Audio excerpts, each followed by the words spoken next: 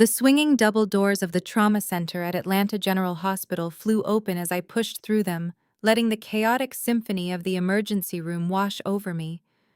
The harsh fluorescent lights beat down on the sterile linoleum floor, illuminating a scene of pure panic. I am Naomi, 35 years old, and the head of cardiothoracic surgery.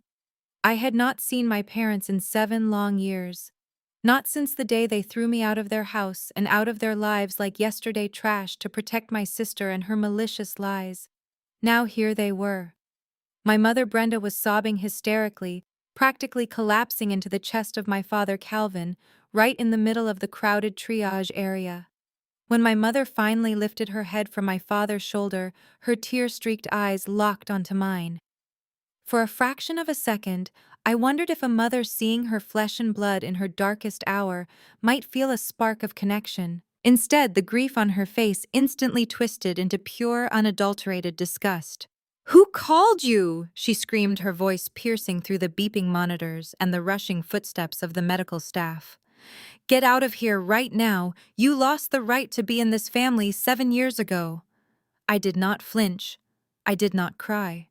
I simply walked over to the wall-mounted dispenser, pumped antibacterial foam into my palms, and began to methodically sanitize my hands. If you have ever been completely thrown away by your own blood, only for them to end up entirely at your mercy, tell me where you are watching from in the comments below. Hit the like button and subscribe if you know what it feels like to build your own empire out of the ashes of a family betrayal. Because the look on my mother's face when she realized exactly who I was to this hospital is a story you absolutely need to hear. Growing up in our affluent neighborhood outside of Atlanta, we were the picture-perfect family to anyone looking from the outside.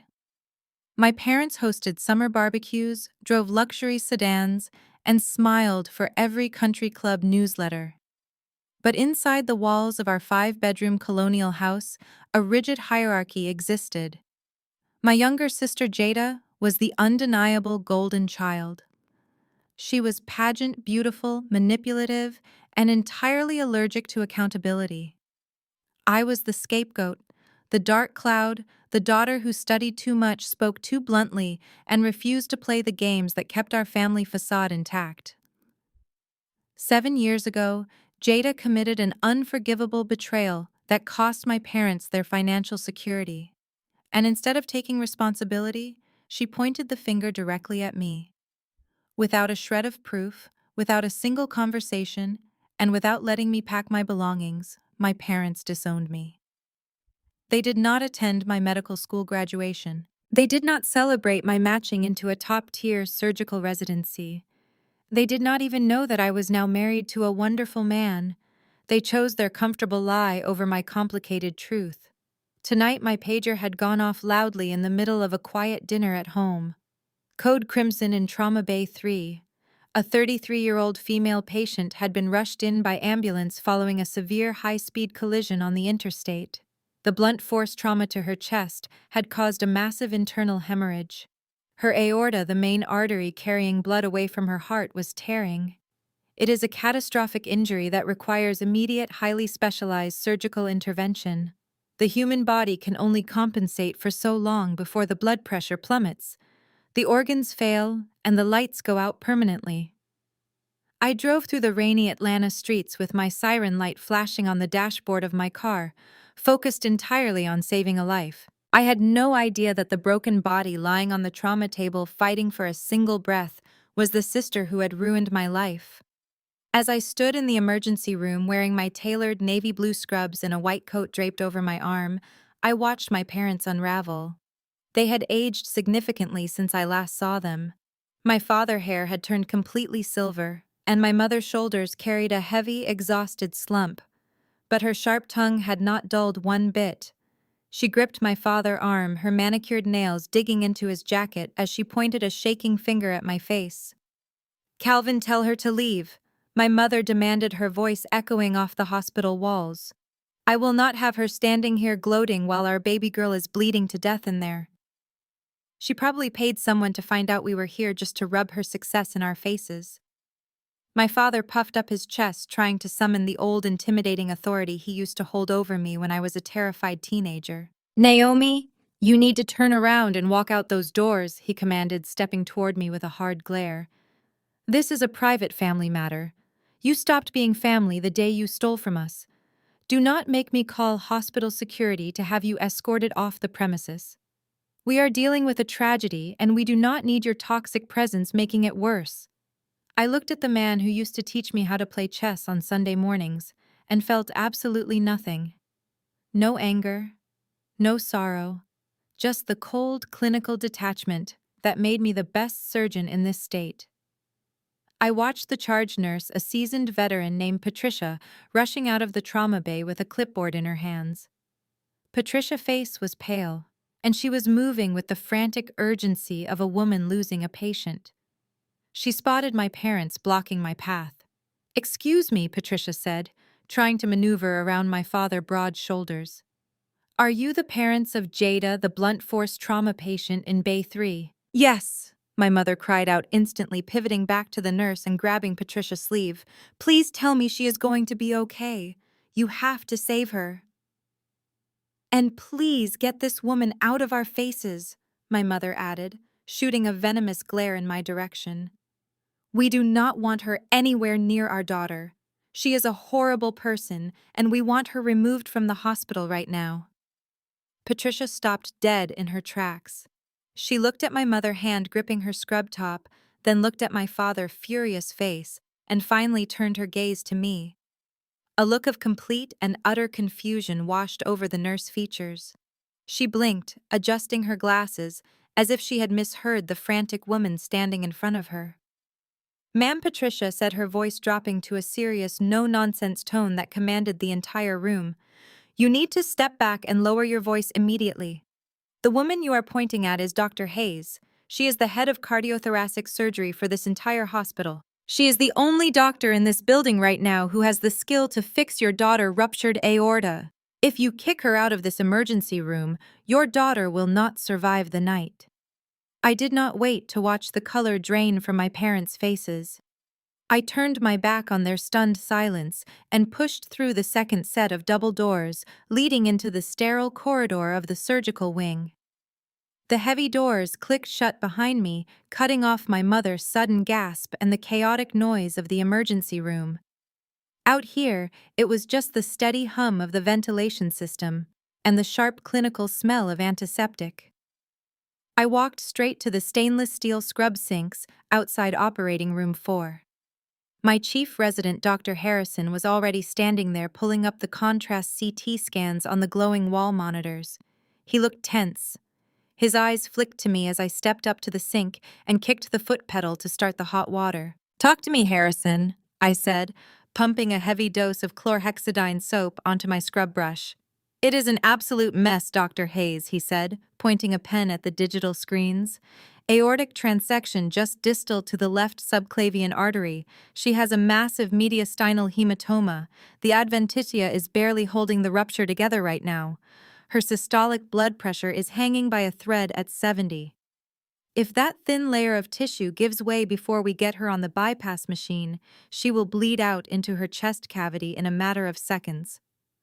I began scrubbing my hands and forearms with aggressive precision.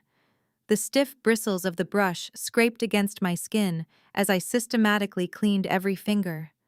I looked up at the digital monitors.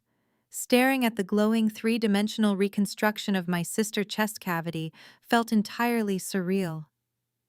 There on the screen was Jada Hart, the exact same heart that had pumped cold, calculated deceit through her veins for her entire life. Now it was failing her. Looking at the jagged tear in the vascular wall on the monitor, a sudden memory flashed behind my eyes. It was sharp and vivid, hitting me with the force of a physical blow. 7 years ago, I was standing in the cramped kitchen of my medical school apartment, exhausted from a brutal 36-hour clinical rotation. My father had kicked my front door open so hard, the drywall splintered and cracked. My mother was right behind him, tightly clutching a thick stack of bank statements in her fist. Jada stood safely out in the hallway, peeking out from behind my mother's shoulder with a perfectly manufactured expression of terror on her beautiful face. $80,000, my father had roared, throwing the papers violently onto my cheap dining table. My entire retirement fund, Naomi. You stole my life savings just to pay off your medical school loans. I had stared at the scattered papers in absolute shock. The wire transfer authorizations had my signature on them, but they were clumsy, blatant forgeries. I had desperately tried to explain. I had begged them to look at the routing numbers. I had pleaded with them to check Jada bank accounts because she was the one who had just booked a lavish destination wedding in Cabo San Lucas with her fiancé Trey. I had frantically pointed out that Jada had a spare key to my apartment. She had planted the forged copies in my desk drawer and conveniently tipped off my parents to look there when the bank started asking questions. But my mother had simply stepped forward and slapped me across the face. It was a stinging, vicious crack that completely silenced my defense. She looked at me with pure hatred and told me I was a jealous, bitter liar who could not stand to see my younger sister happy. My father told me I was dead to them. They told me to never contact them again under any circumstances. They left me standing in that tiny kitchen with a burning cheek and a shattered reality. I had lost my entire family in a single afternoon, all because Jada wanted an oceanfront wedding and knew exactly how to play the victim to get away with it. Dr. Hayes, Harrison's voice snapped me violently back to the brightly lit scrub room. The warm water was still running over my soapy hands, splashing into the metal basin. We need to move, he said, his voice tight with rising anxiety. The hematoma on the scan is expanding. I dropped the scrub brush into the sink. I rinsed my arms, keeping my hands elevated above my elbows, watching the soap swirl down the drain. I was no longer the helpless medical student begging for her parents to believe her over the golden child. I was the apex predator in this hospital. I was the person who held the scalpel. Have the perfusionist prime the pump immediately, I ordered, my voice echoing off the tile walls with absolute, unshakable authority. We are doing a left posterolateral thoracotomy. Tell the blood bank I want 10 units of O-negative blood in the room right now, not on the way. In the room. Harrison nodded quickly and pushed backward through the swinging doors into the operating theater. I backed through the doors after him, holding my dripping hands up in the air. The scrub nurse Keller was waiting with a sterile blue towel. She handed it to me, and I dried my hands thoroughly before thrusting my arms into the sterile surgical gown she held open. I snapped my surgical gloves into place over the cuffs of the gown. The tight snap of the latex was the only sound in my head for a split second. The operating room was a hive of intense, organized chaos. 6 medical professionals moved rapidly around the surgical table where Jada lay completely unconscious. A thick plastic breathing tube was taped securely to her mouth, connected to a ventilator that was forcing air into her lungs. Her blonde hair was tucked away inside a blue surgical cap. Her chest was painted entirely orange with iodine disinfectant. Stripped of her designer clothes, her arrogant smirk, and her manipulative tears, she looked incredibly small and fragile. She was just a broken piece of anatomy waiting to be fixed.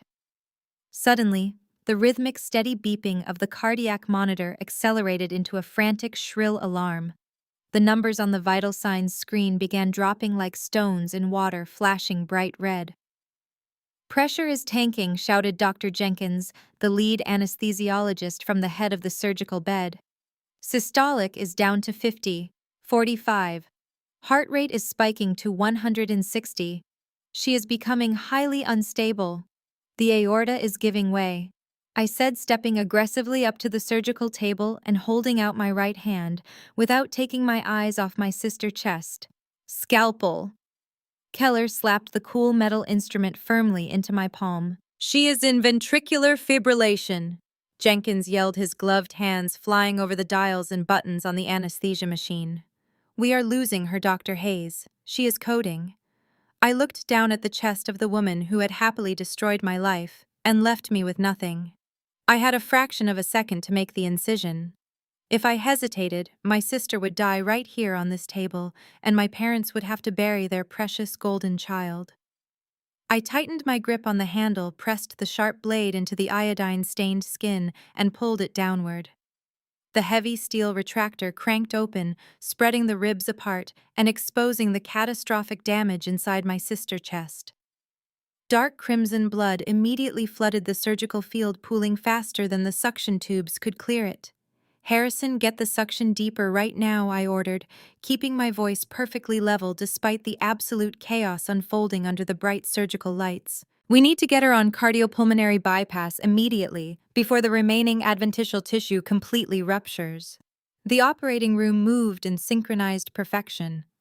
The perfusionist called out that the pump was primed and ready. I carefully guided the thick plastic cannulas into the right atrium of Jada heart and connected the tubing. The heavy mechanical thumping of the bypass machine took over, filling the room with a steady, rhythmic hum as it drained the dark, unoxygenated blood away from her body, oxygenated it in the machine, and pumped it back into her femoral artery. The heart monitor flatlined exactly as it was supposed to. Jada Hart was now completely still, lying perfectly motionless in my gloved hands. Staring at the lifeless muscle and the massive jagged tear in her aorta, my mind drifted back to the sheer scale of her deception 7 years ago. The $80,000 she stole was not just a random amount of money. It was the exact cost of the extravagant destination wedding she and Trey had demanded. My father, Calvin, had worked grueling double shifts as a mid-level manager for 3 decades, meticulously saving every spare dollar for his retirement. But Jada never cared about his sacrifices. She and Trey wanted a private beachfront estate in Cabo San Lucas, a custom-imported designer bridal gown, massive ice sculptures, and a fully chartered flight for their 50-person bridal party. When my parents told her they could not afford to pay for such an absurdly lavish event, Jada simply decided to take the money anyway. She had always been a master of manipulation, but her execution of this crime was entirely calculated. She sneaked into my father's home office and accessed his personal computer, where he kept all his banking passwords saved on a sticky note under his keyboard. Over the course of 3 weeks, she initiated multiple wire transfers, funneling the retirement funds directly into an offshore vendor account for the resort in Mexico. But the bank fraud department eventually noticed the massive depletion of funds and flagged the account, calling my father to verify the transactions. Jada knew she was caught. She panicked. But instead of confessing and begging for forgiveness, she immediately engineered a plan to destroy my life to save her own. Knowing I was completely exhausted and rarely home due to my brutal 36-hour surgical rotations, she drove to my apartment and let herself in with the spare key I had given her for emergencies. She printed out fake transfer authorizations, typed up a fake business plan, claiming I was using the money to start a private medical practice, and forged my signature on every single page. She hid the documents in the bottom drawer of my desk. Then she went home and cried to my parents, claiming she had accidentally seen the paperwork at my apartment and was terrified I had done something illegal. My parents never even paused to question her story. They never asked why a medical student would wire money to a resort in Mexico. They simply believed the golden child. After my father kicked my door open and my mother slapped me across the face that day, they walked out and systematically erased my entire existence from their lives. The speed and cruelty of my excommunication was breathtaking. Within 24 hours, my father had canceled the auto insurance on my 10-year-old car. My mother terminated my health insurance and disconnected the cell phone plan I had been using since high school. They sent a lengthy, deeply dramatic email to every aunt, uncle, and cousin in our extended family, claiming I was a degenerate thief who had drained their life savings to fund a secret lavish lifestyle. They warned the rest of the family to block my number and completely cut ties with me. Nobody called to ask for my side of the story. I was entirely alone. The timing of their betrayal was perhaps the most devastating part of all. It happened exactly 1 week before my medical school graduation. I was 28 years old, completely financially cut off and deeply traumatized by the sudden loss of my entire support system. On graduation day, I sat in a massive auditorium packed with thousands of people. Every other student was surrounded by proud parents carrying massive bouquets of flowers, holding balloons and snapping photographs. When my name was called over the loudspeaker, I walked across the stage in my heavy black robe and looked out into the sea of faces. There was no one cheering for me. There was no applause from my blood relatives. Just the polite, generic clapping of absolute strangers. I went back to my empty apartment that afternoon, sat on the floor with my diploma, and ate a cold sandwich in total silence. I had to take out a predatory high-interest emergency loan just to afford moving expenses to start my surgical residency in Atlanta. "Clamp," I said, holding out my hand. The surgical nurse slapped the heavy metal aortic cross clamp into my palm. I secured it firmly above the tear shutting off the surgical area. I asked for the synthetic Dacron graft and the proline sutures. My hands moved with absolute mechanical precision. The fine curved needle pierced the synthetic material, and then the fragile tissue of my sister aorta. Pulling the thread tight, I realized that every single stitch I placed was a direct testament to the discipline and resilience that had saved my own life. They tried to break me. They left me with nothing. But the fire they abandoned me in only forged me into the elite surgeon standing here today. I finished the continuous running stitch, sealing the graft perfectly in place. The repair was flawless. I gave the order to the perfusionist to slowly rewarm the blood and begin weaning her off the bypass machine. I removed the cross clamp, allowing the warm, oxygenated blood to rush back into the coronary arteries. We waited in tense silence for a few seconds. Then, with a sudden, powerful jolt, my sister heart began to beat again on its own. It was a strong, steady rhythm. I tied off the final knot on the suture, snipped the trailing end of the thread, and stepped back from the operating table. Jada was going to live. Now she was going to have to face me. I stripped off my surgical gown, letting the blood-soaked fabric drop into the biohazard bin. I peeled off my latex gloves, feeling the sweat on my palms hit the cool hospital air. I washed my hands for the third time tonight, watching the pink-tinted water swirl down the stainless steel drain. My sister was alive. The intense adrenaline that had carried me through the grueling operation was slowly beginning to fade, leaving behind a cold, sharp clarity. I looked at my reflection in the locker room mirror. I was not the naive medical student they had discarded 7 years ago. I was a grown woman, an elite surgeon, and I was fully prepared for the venom I knew was waiting for me. I pushed open the heavy wooden doors leading into the intensive care family waiting area. The room was mostly empty at this hour, bathed in dim fluorescent light and the muted glow of a television broadcasting the local late-night news. My parents were sitting close together on a stiff vinyl sofa. My mother, Brenda, was aggressively twisting a shredded tissue in her hands, her eyes darting nervously around the room. Standing by the large window overlooking the parking lot was Trey. Trey was Jada's husband. He was the man whose extravagant beachfront wedding in Mexico was entirely funded by the $80,000 my sister had stolen from my father's retirement account. He was wearing a custom-tailored suit and designer loafers, looking entirely out of place in a hospital at 2 a.m.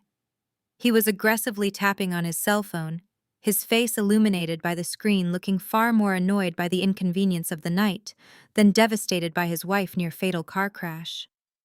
When the heavy doors clicked shut behind me, all three of their heads snapped in my direction. My father, Calvin, stood up immediately. He puffed out his chest, squaring his shoulders in that familiar, intimidating posture he used to control our household when I was a child. I did not shrink back. I walked steadily over to them, stopping a few feet away to maintain a strict professional boundary. "The surgical procedure is complete," I said, keeping my tone perfectly even and clinical. "She suffered a severe aortic transection from the blunt force impact of the collision. The arterial wall was tearing rapidly. I successfully repaired the rupture with a synthetic Dacron graft. She is currently stable and being transferred to the surgical intensive care unit for close observation. She is going to live." For any normal, healthy family, this would be the moment of overwhelming emotional relief. There would be tears of joy, desperate hugs, and profound gratitude that their daughter had survived a catastrophic injury. But this was my family. There was no joy, there was no gratitude. Instead, my father jaw tightened until the muscles leaped in his cheeks. He took a threatening step toward me, his eyes narrowing with deep, aggressive suspicion. "You probably did this just to hold it over her head," he said, his voice dripping with absolute venom. I stared at him, letting his absurd accusation echo in the quiet room. "You probably pushed the other doctors out of the way just so you could play the hero," Calvin continued, pointing a finger at my chest. "You just want to make Jada feel like she owes you her life. You have always been incredibly selfish and vindictive, Naomi. You just could not let her have a moment of peace. You had to force your way into her tragedy just to make it all about you." "Your daughter was exactly 3 minutes away from bleeding to death internally on a trauma table," I replied, my voice dropping to a deadly calm whisper. "Her heart was failing. The only reason she still has a pulse and the only reason you are not currently planning a funeral is because I happen to be the head surgeon on call tonight." That is when Trey decided to step into the confrontation. He slipped his expensive phone into his jacket pocket and swaggered over, standing shoulder to shoulder with my father. He looked me up and down with a condescending, arrogant smirk that he had probably perfected in his corporate sales meetings to intimidate his subordinates. "We do not buy your savior act for 1 second," Trey said, puffing out his chest and crossing his arms. "I know exactly how much you hate my wife. You have been holding a pathetic grudge for 7 years because you are jealous of our marriage and our financial success. For all we know, you intentionally botched the procedure just to hurt her. I want to see her medical chart right now. I want a full independent review of every single thing you did to her while she was unconscious. How do we know you did not sabotage her recovery out of spite?" His sheer audacity was genuinely staggering. This man was demanding access to highly protected medical records while openly accusing the head of cardiothoracic surgery of intentional malpractice right in the middle of a hospital waiting room. I did not raise my voice. I did not throw a tantrum. I simply shifted my posture, squared my shoulders, and looked at Trey with the absolute unyielding authority of a woman who ran a department of 50 elite medical professionals. "You are not getting anywhere near her medical chart." "Trey," I said, my words clipping through the air like sharp glass. "As an attending physician, I am legally bound by the Health Insurance Portability and Accountability Act. Until Jada is completely conscious and legally signs a release of information, you are entitled to absolutely nothing but her basic vital status. Furthermore, my operating room is equipped with dual-camera surgical recording systems for strict liability purposes. Every single incision, every suture placement, every administration of anesthesia, and every vital sign fluctuation is fully documented, visually recorded, and time-stamped by a team of 6 independent medical professionals." I took one step closer to him, watching the false bravado begin to crack in his eyes. "If you ever openly accuse me of medical sabotage or question my professional ethics in this hospital again, I will not hesitate to have my personal legal counsel file a massive defamation lawsuit against you before the sun even comes up. Do you understand me?" Trey's condescending smirk instantly vanished. He blinked rapidly, his arrogant posture crumbling under the heavy weight of my direct legal threat. He opened his mouth to argue, but his jaw just worked silently, unable to find the words. He was completely used to bullying a submissive wife and manipulating my parents. He was entirely unprepared to confront an executive surgeon who held all the power and knew exactly how to use it. My father looked equally stunned. He stared at me slowly, realizing that the terrified 28-year-old girl he had thrown out of his house no longer existed. In her place stood a formidable woman they could not intimidate, manipulate, or verbally abuse into submission. "You have no right to speak to him that way," my mother chimed in from the couch, her voice trembling as she tried to salvage their shattered pride. "He is your brother-in-law. He is family. I am the attending surgical physician." I corrected her sharply, not even bothering to look in her direction. "And in this hospital, my authority is absolute.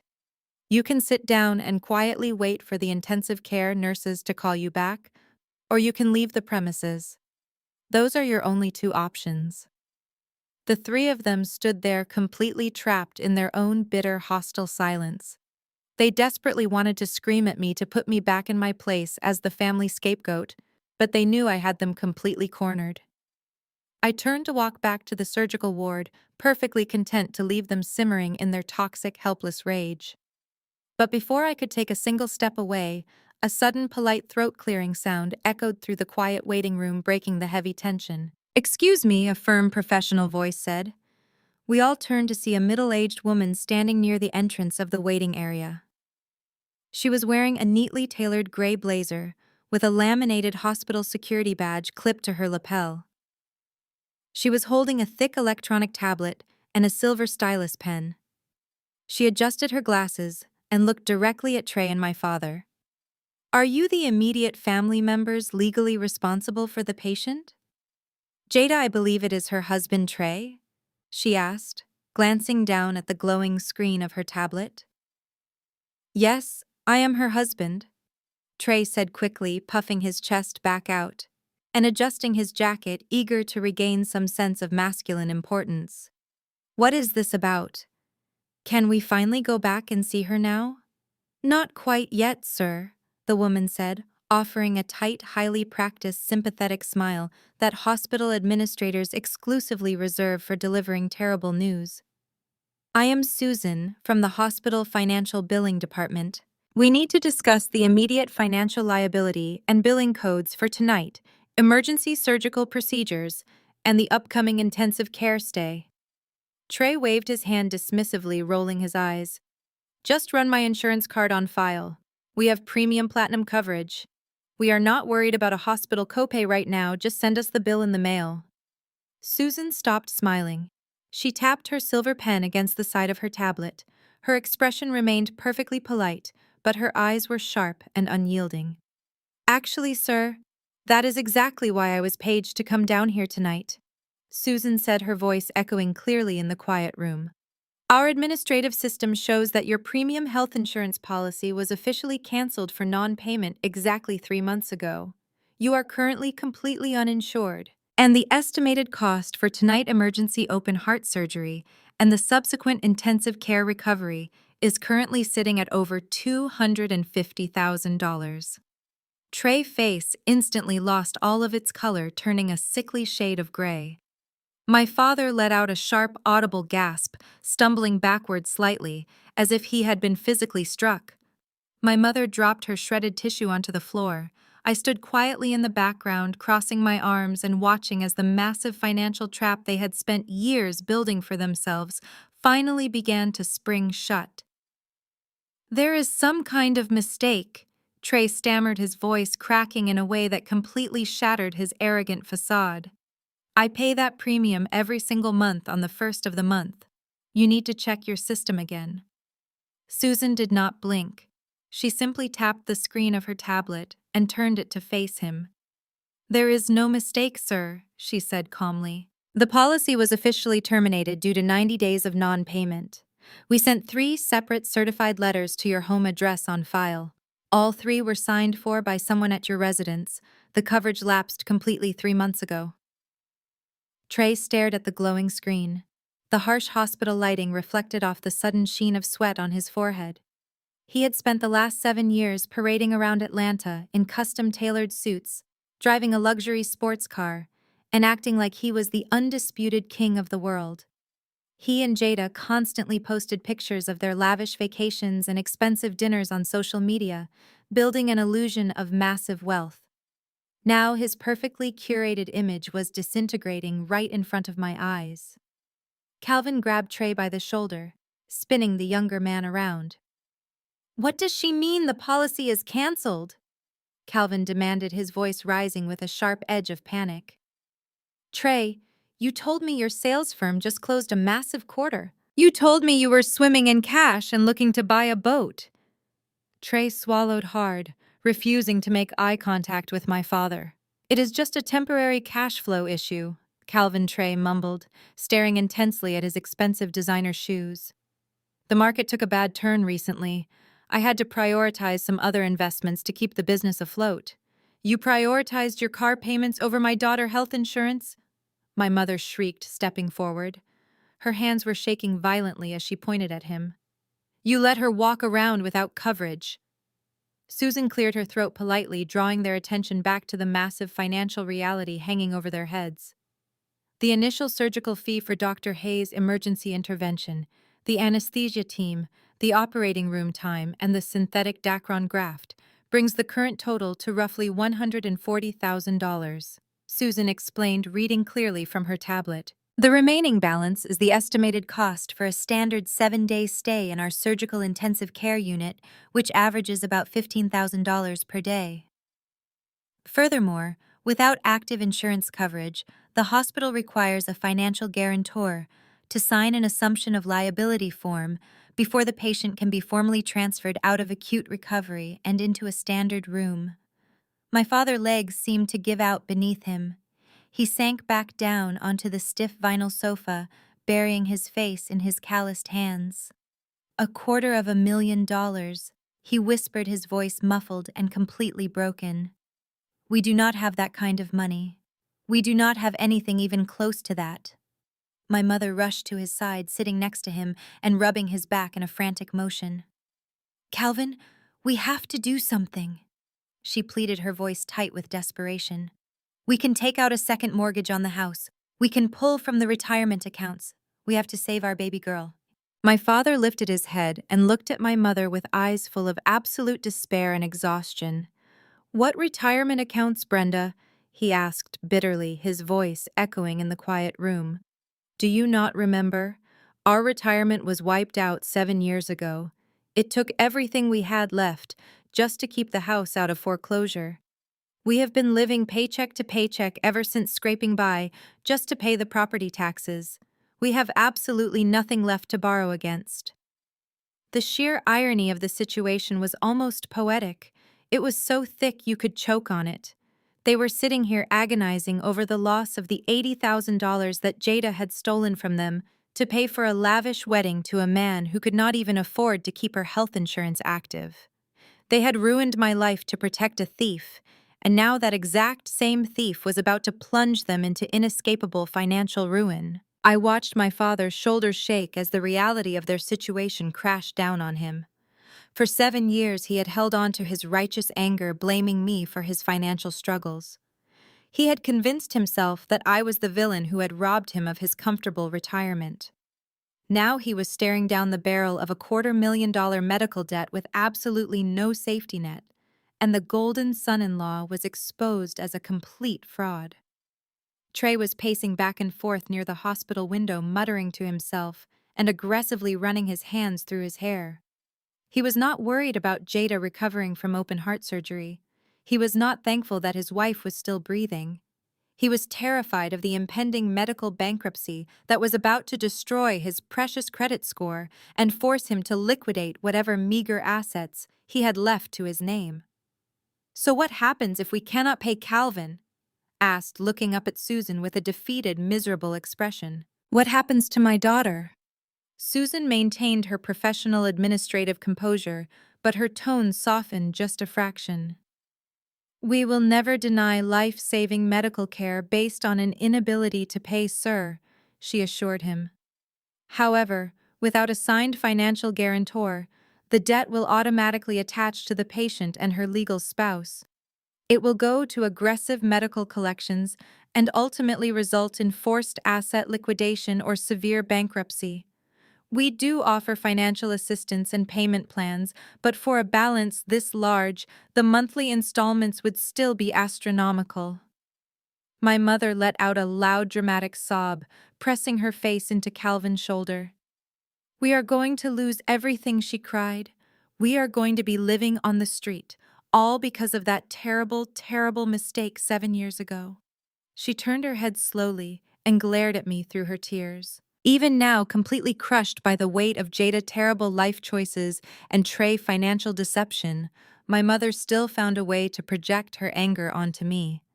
She looked at me, standing calmly by the doors in my tailored surgical scrubs, with my unbothered expression and my obvious professional success. The room fell completely silent, except for the muffled sounds of my mother crying and the faint hum of the late-night television broadcast. The trap had closed perfectly.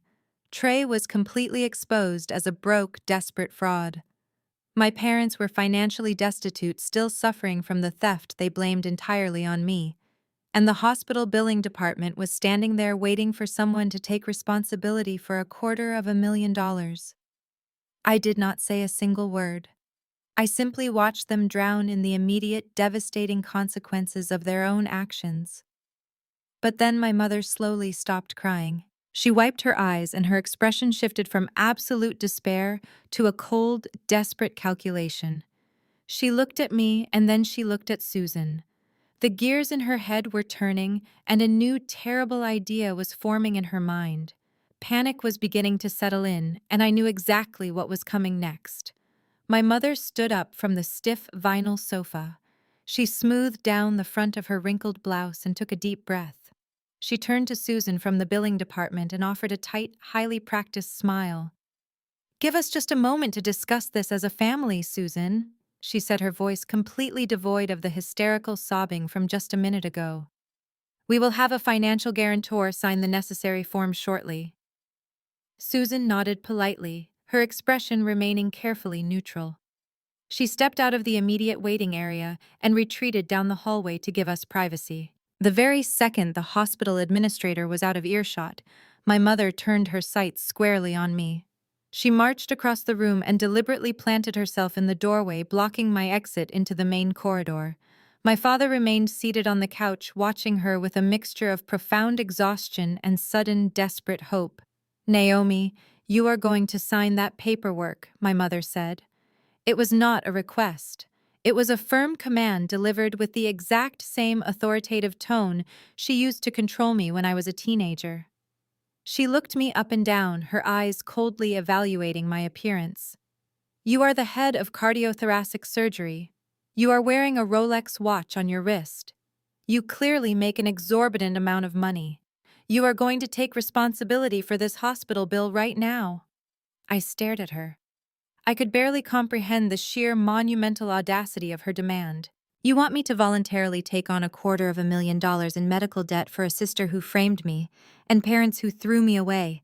I asked, keeping my voice dangerously low and steady. My mother took another step forward, invading my personal space.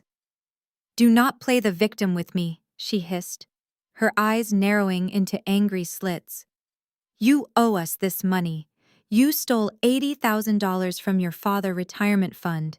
You ruined our financial security and left us struggling for the past 7 years to keep a roof over our heads while you built this glamorous, wealthy life for yourself. Paying this hospital bill is the absolute least you can do to repay the massive debt you owe this family. Consider it basic restitution for your crimes against us." The twisted gymnastics of her logic were genuinely staggering. She had completely rewritten history in her mind to justify extorting me. She needed a villain to blame for her current miserable reality, and she had cast me in that role so long ago that she actually believed her own delusion. I looked directly into her eyes and let a cold, humorless smile touch my lips. "I did not steal a single dime from you." I said, my words clipping through the tense air like heavy stones. "I told you the truth 7 years ago, and you actively chose to believe a liar because it was easier than holding your golden child accountable. You made your choice. You cut me off without a penny. You sent dramatic emails to the entire extended family, branding me a criminal, and you forbade me from ever contacting you again. I am simply honoring the exact boundary that you aggressively established." I took a step forward, forcing my mother to lean back slightly against the heavy wooden door. "I am Jada, attending surgeon tonight, because I took a sacred medical oath to save lives," I continued. "I did my job perfectly and your daughter is alive because of my surgical skill. But I am not your personal bank account. I am not your emotional punching bag. I am not your scapegoat anymore. And I will absolutely not sign that piece of paper." My mother's face turned a mottled, ugly shade of red. The veins in her neck visibly bulged against her skin. Her desperate panic quickly mutated into aggressive, violent rage. She realized that her usual tactics of guilt and intimidation were bouncing right off my armor. If you do not walk over to that administrator and sign those financial papers right now, I am going to walk straight down to the main lobby of this hospital. My mother threatened, her voice rising to a shrill, piercing pitch. I am going to scream at the top of my lungs. I am going to tell every single patient, nurse, and doctor in this building that their precious head of surgery is a degenerate thief who robs her own parents and abandons her dying sister over a pile of money. I will call the local Atlanta news stations. I will humiliate you so completely that the hospital board of directors will have absolutely no choice but to fire you just to save their public relations. You are going to pay this bill, Naomi, or I will burn your entire career to the ground tonight. She stood there panting heavily, glaring at me with supreme, toxic confidence.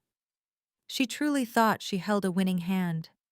She thought the threat of public shame and professional ruin would force me to fold instantly, just like it used to when I was a terrified young girl living under her roof. She had absolutely no idea that I had spent the last 7 years meticulously bulletproofing my life, my mind, and my career against her exact brand of manipulation. Let me be incredibly clear with you, Brenda, I replied, deliberately refusing to call her mom. My voice echoed coldly off the tile walls, carrying absolute authority. If you step foot in that lobby and cause a public disturbance, I will simply have the hospital security team arrest you for trespassing and disorderly conduct. I am an executive board member of this hospital. The security detail works directly under my administration. They will drag you out of here in handcuffs before you can even finish your first sentence. I will then have my corporate attorney file a massive defamation lawsuit and a permanent restraining order against you before breakfast. Do not ever test me again. My mother's jaw dropped open in absolute shock. The realization hit her like a physical blow. She had no power here. Her threats were entirely empty against a woman who held every single card in the deck. She opened her mouth to scream, drawing a deep, ragged breath to unleash a massive, hysterical tantrum right there in the intensive care unit waiting area. But before she could make a single sound, Trey suddenly lunged forward from the corner of the room. He stepped aggressively between us and grabbed my mother by the shoulders, physically pushing her back toward the vinyl sofa. Brenda, shut up. Trey snapped, his voice frantic and completely stripped of its usual smooth, arrogant confidence. Just stop talking right now. You are making everything worse. My mother stumbled backward, looking at Trey in utter betrayal. But Trey was not paying attention to her anymore. He turned entirely to face me. His expensive designer suit looked suddenly rumpled. His eyes were wide with genuine terror, and a thin, visible layer of cold sweat coated his forehead. He looked absolutely terrified, like a man who was watching his entire life completely unravel. Naomi, please, Trey begged, holding up both of his hands in a desperate, placating gesture. Please do not call security. Please do not walk away. Just come out into the quiet hallway with me for 2 minutes. Just you and me. I need to tell you something in private, and I promise it will change everything. I stared at Trey. The sheer panic radiating from his body was palpable. My mother was still sputtering in indignation behind him, but Trey kept his eyes entirely locked on mine. He looked like a man standing on the trapdoor of a gallows, waiting for the lever to be pulled. I did not owe this man a single second of my time. I had absolutely no obligation to listen to him beg after the way he had just spoken to me. But my clinical curiosity won out over my disgust. I wanted to see exactly how deep this financial grave was. Follow me, I said, turning on my heel and walking out into the main corridor without waiting to see if he obeyed. I heard his expensive leather shoes scrambling against the linoleum floor as he hurried after me. I led him down the quiet hospital hallway and pushed open the heavy wooden door to a small private family consultation room. It was a sterile, windowless space equipped with a round laminate table, a box of tissues, and 4 uncomfortable chairs. It was the exact type of room where doctors deliver the worst news of a person's life. I stood by the door, leaving it cracked open just an inch. I was not going to let him trap me in a closed room where he could try to physically intimidate me. You have exactly 2 minutes, Trey. I said, crossing my arms over my chest. Make them count. The second we were out of sight of my parents, Trey's entire demeanor collapsed. The arrogant swagger, the condescending smirk, the aggressive posturing, it all completely evaporated. He began pacing the small room like a trapped animal, running his hands aggressively through his perfectly styled hair and pulling at the collar of his custom-tailored shirt. "You have to pay this hospital bill, Naomi," he blurted out, turning to face me with wide, desperate eyes. "You have to walk back out there and sign that financial guarantor form right now. If that $250,000 debt attaches to Jada, it automatically attaches to me. It will completely destroy my life." I watched him unravel with absolute clinical detachment. I did not feel a single ounce of pity. "Your life?" I asked, raising an eyebrow. "Your wife is lying in the intensive care unit with her chest cavity wired shut after an emergency aortic repair. And your primary concern is how her hospital bill is going to inconvenience your life." "It is not an inconvenience, Naomi. It is absolute financial devastation," Trey said, his voice rising in high-pitched panic. "You do not understand how my business works. I am in commercial real estate sales. My entire livelihood is built on my personal credit score and my financial liquidity. Everything I own is leveraged to the absolute limit. The house, the cars, the investment portfolios, they are all tied to massive lines of credit that require pristine financial standing. If a medical debt of this magnitude goes to collections and forces us into bankruptcy, the banks will immediately call in all my loans. They will liquidate my assets. I will lose my broker license. I will lose absolutely everything I have built." He stopped pacing and took a desperate step toward me, holding his hands together as if he were praying to a deity. He completely dropped the tough guy act and resorted to pure pathetic begging.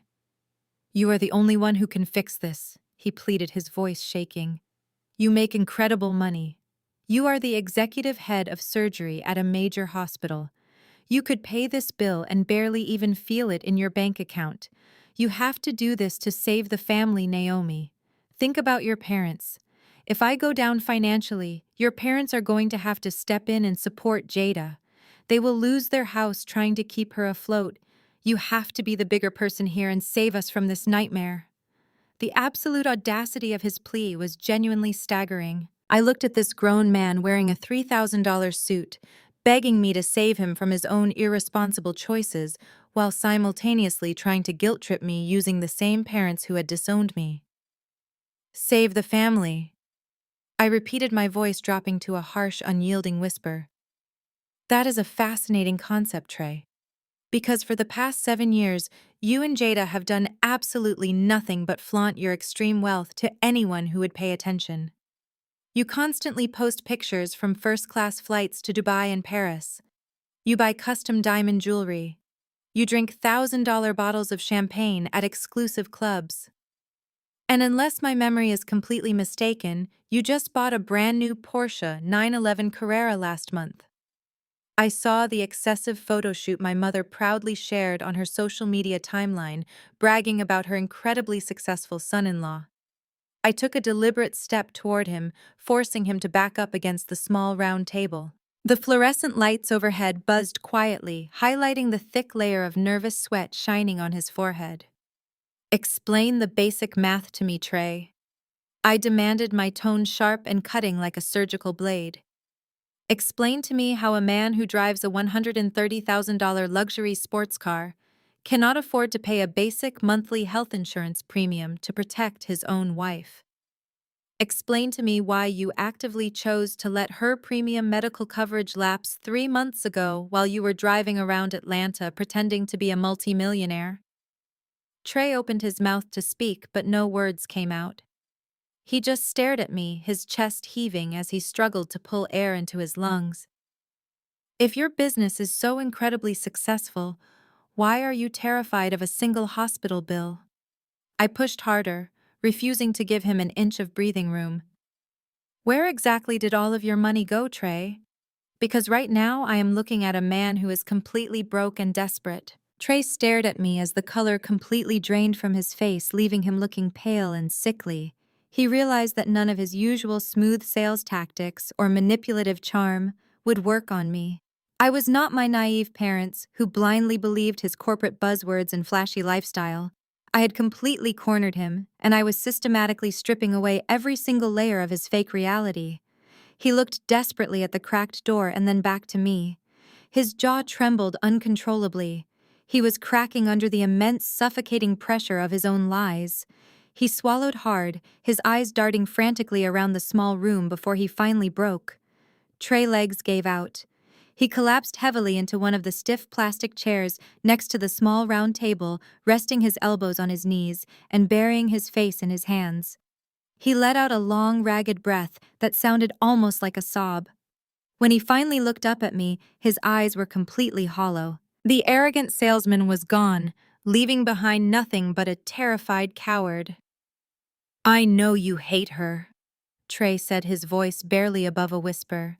"I know you hate your parents for what they did to you, but you have to believe me when I tell you that I am a victim in all of this too. She lied to me, Naomi. She lied to everyone." I crossed my arms, keeping my back straight against the wall. "A victim," I repeated coldly. "Please enlighten me, Trey. How exactly is the man wearing a Rolex and driving a Porsche a victim of the woman lying in the intensive care unit?" He wiped the sweat from his forehead with the back of his trembling hand. "Because I know the truth," he said. "I have known the truth for 7 years." The air in the small room seemed to instantly freeze. I did not move a single muscle. I kept my expression perfectly blank, refusing to give him the satisfaction of seeing my shock. "What truth, Trey?" I asked, keeping my voice dangerously quiet. "About the money," he choked out. "About the $80,000. I know you did not steal it. I know Jada took it." I let his words hang in the dead silence of the consultation room. For 7 years, I had been branded a criminal by my own flesh and blood. For 7 years, I had built an entire life out of the rubble of that single catastrophic lie. And here was my sister husband, sitting under the harsh fluorescent lights of a hospital, casually admitting that he had known the reality this entire time. "Keep talking," I commanded. Trey swallowed hard, his eyes darting to the floor. "It happened on our honeymoon," he began, his voice shaking. "We were in Cabo San Lucas. We had rented this massive private oceanfront villa. It was our 3rd night there. We had been drinking premium tequila all afternoon, sitting by the infinity pool. Jada was completely intoxicated. We started talking about the wedding, and I made a joke about how stressed your dad seemed when he was paying the final vendor invoices." Trey paused, pulling nervously at his shirt collar, as if it were suddenly choking him. And then Jada just started laughing. It was this dark, twisted laugh. She looked right at me and said my dad was stressed because he thought his brilliant medical student daughter was a criminal.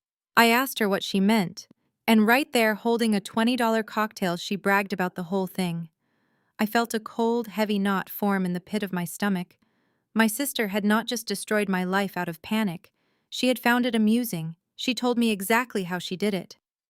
Trey continued, his words tumbling out in a rush of desperate confession. "She told me how she slipped into your apartment when you were working a 36-hour shift at the hospital. She laughed about how easy it was to forge your signature on the wire transfer documents. She bragged about planting the papers in your desk drawer and then crying to your parents so they would go search your room. She said you were always so self-righteous and perfectly behaved, and she loved watching your parents finally turn on you." "And what did you do, Trey?" I asked, my tone lethal.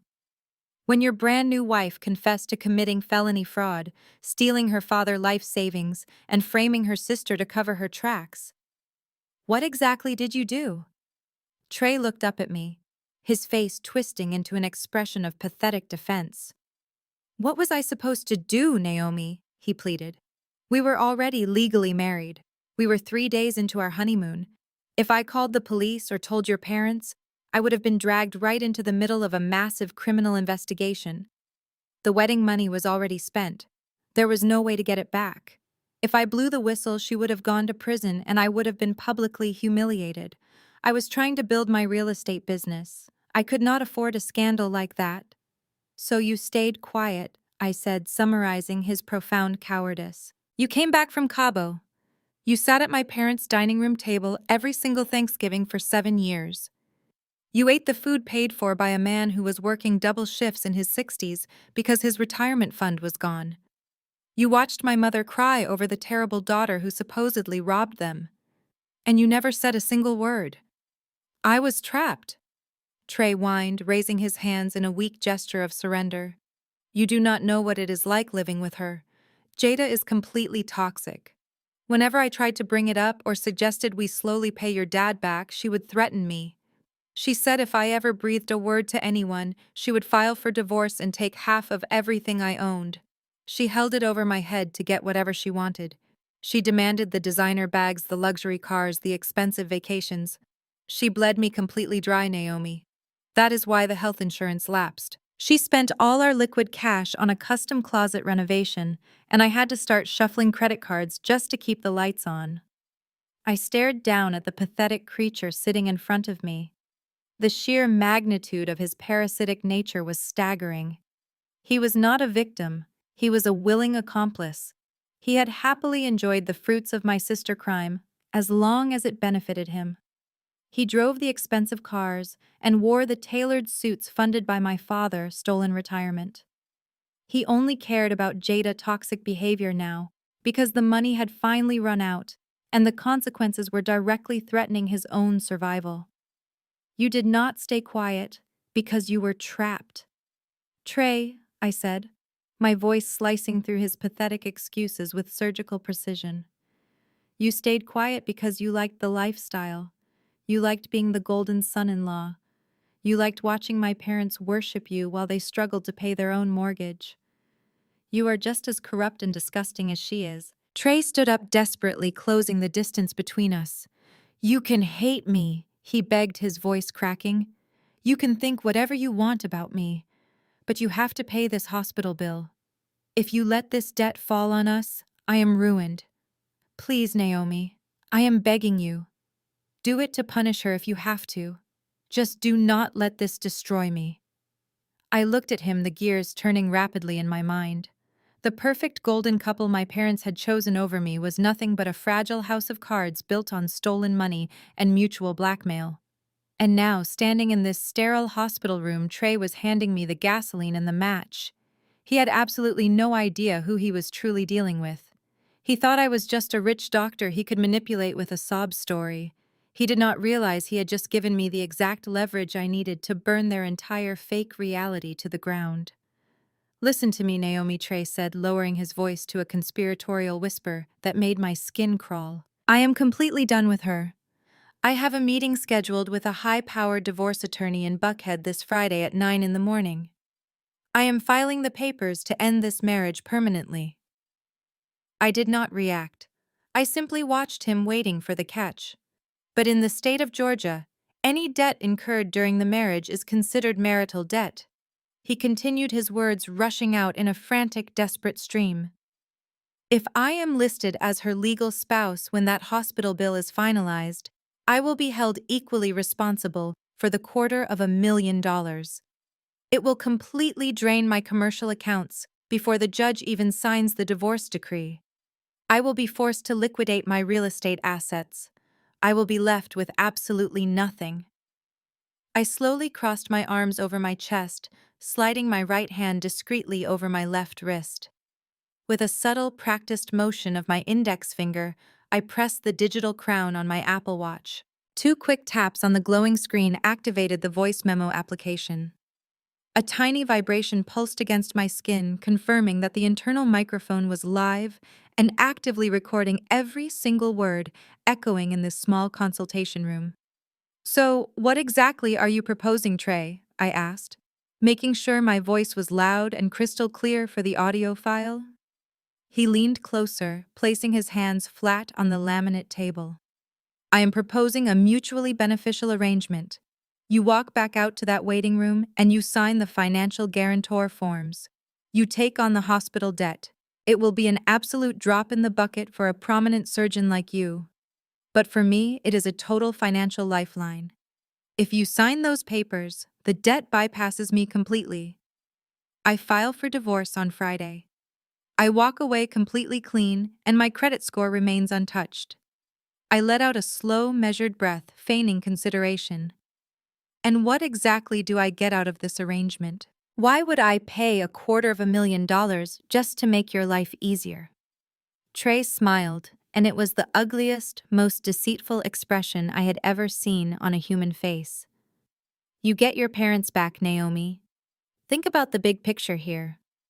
Once my divorce is finalized and my business assets are completely legally protected, I will sit down with your mom and dad. I will tell them the absolute truth about the $80,000. I will look them in the eye and tell them Jada confessed to the entire fraud on our honeymoon. I will be your star witness.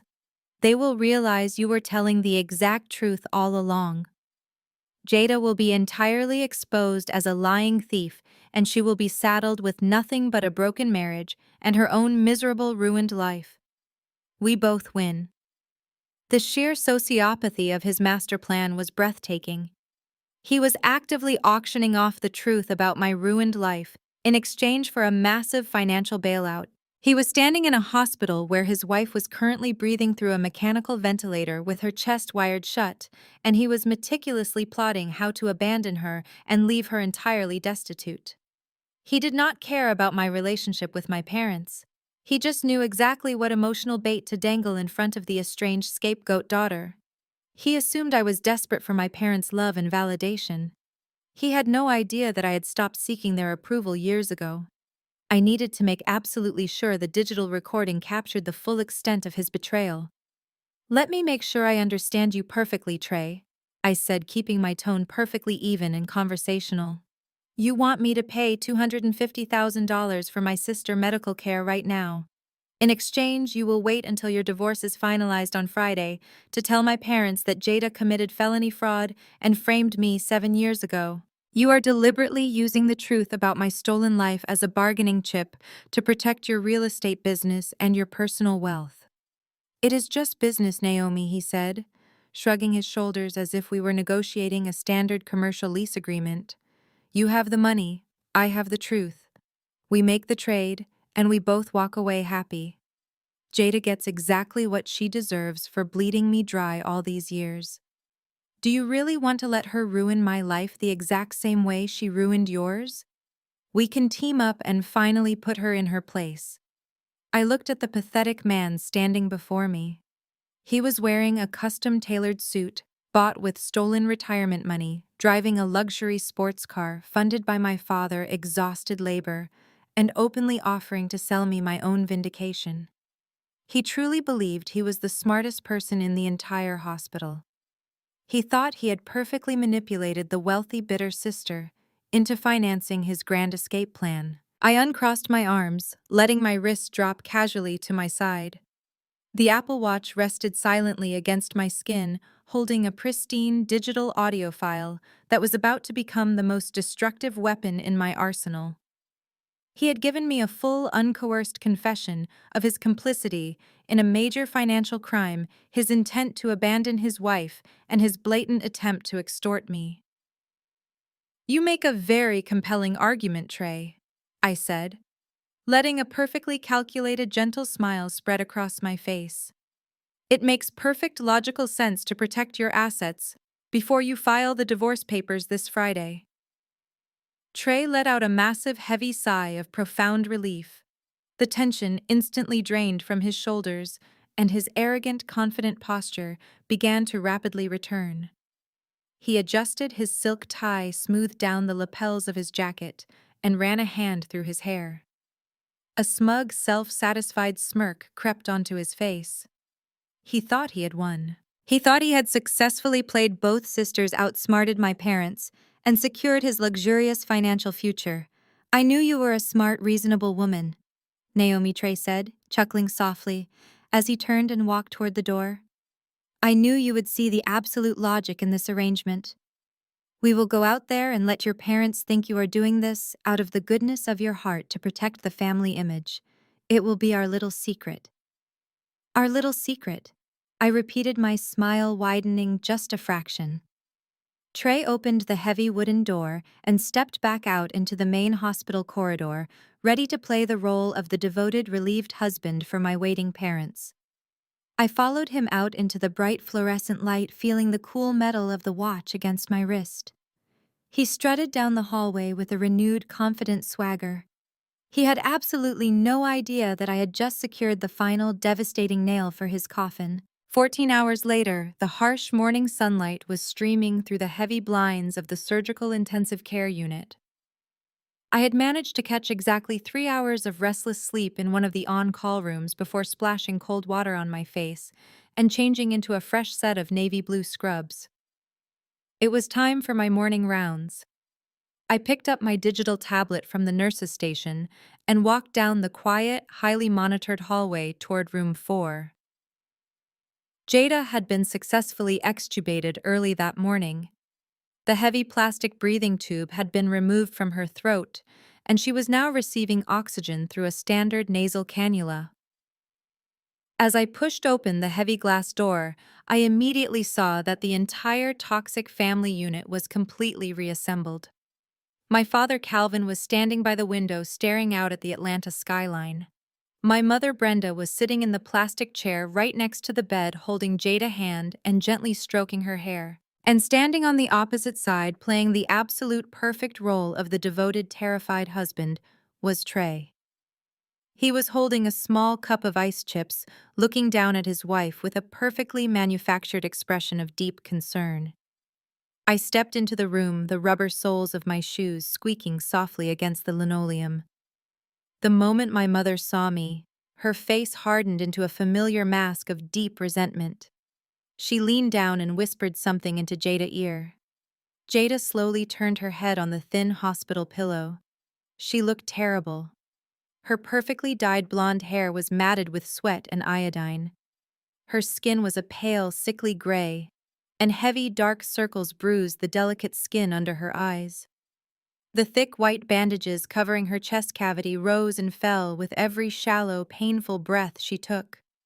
But the moment her eyes locked onto mine, I saw that the severe physical trauma had absolutely not dampened her venomous spirit. The golden child was awake, and she was just as vicious as the day she framed me. "Good morning, Jada," I said, keeping my voice entirely professional and devoid of any familial warmth. "I am going to check your surgical incision sites and review your morning lab results. Your cardiovascular output is currently stable, but we need to monitor your blood pressure closely." I stepped closer to the bed, pulling a penlight from my chest pocket. But before I could even check her pupillary response, Jada pulled her hand away from my mother and weakly swatted at my arm. "Get away from me," Jada croaked, her voice raspy and raw from the breathing tube.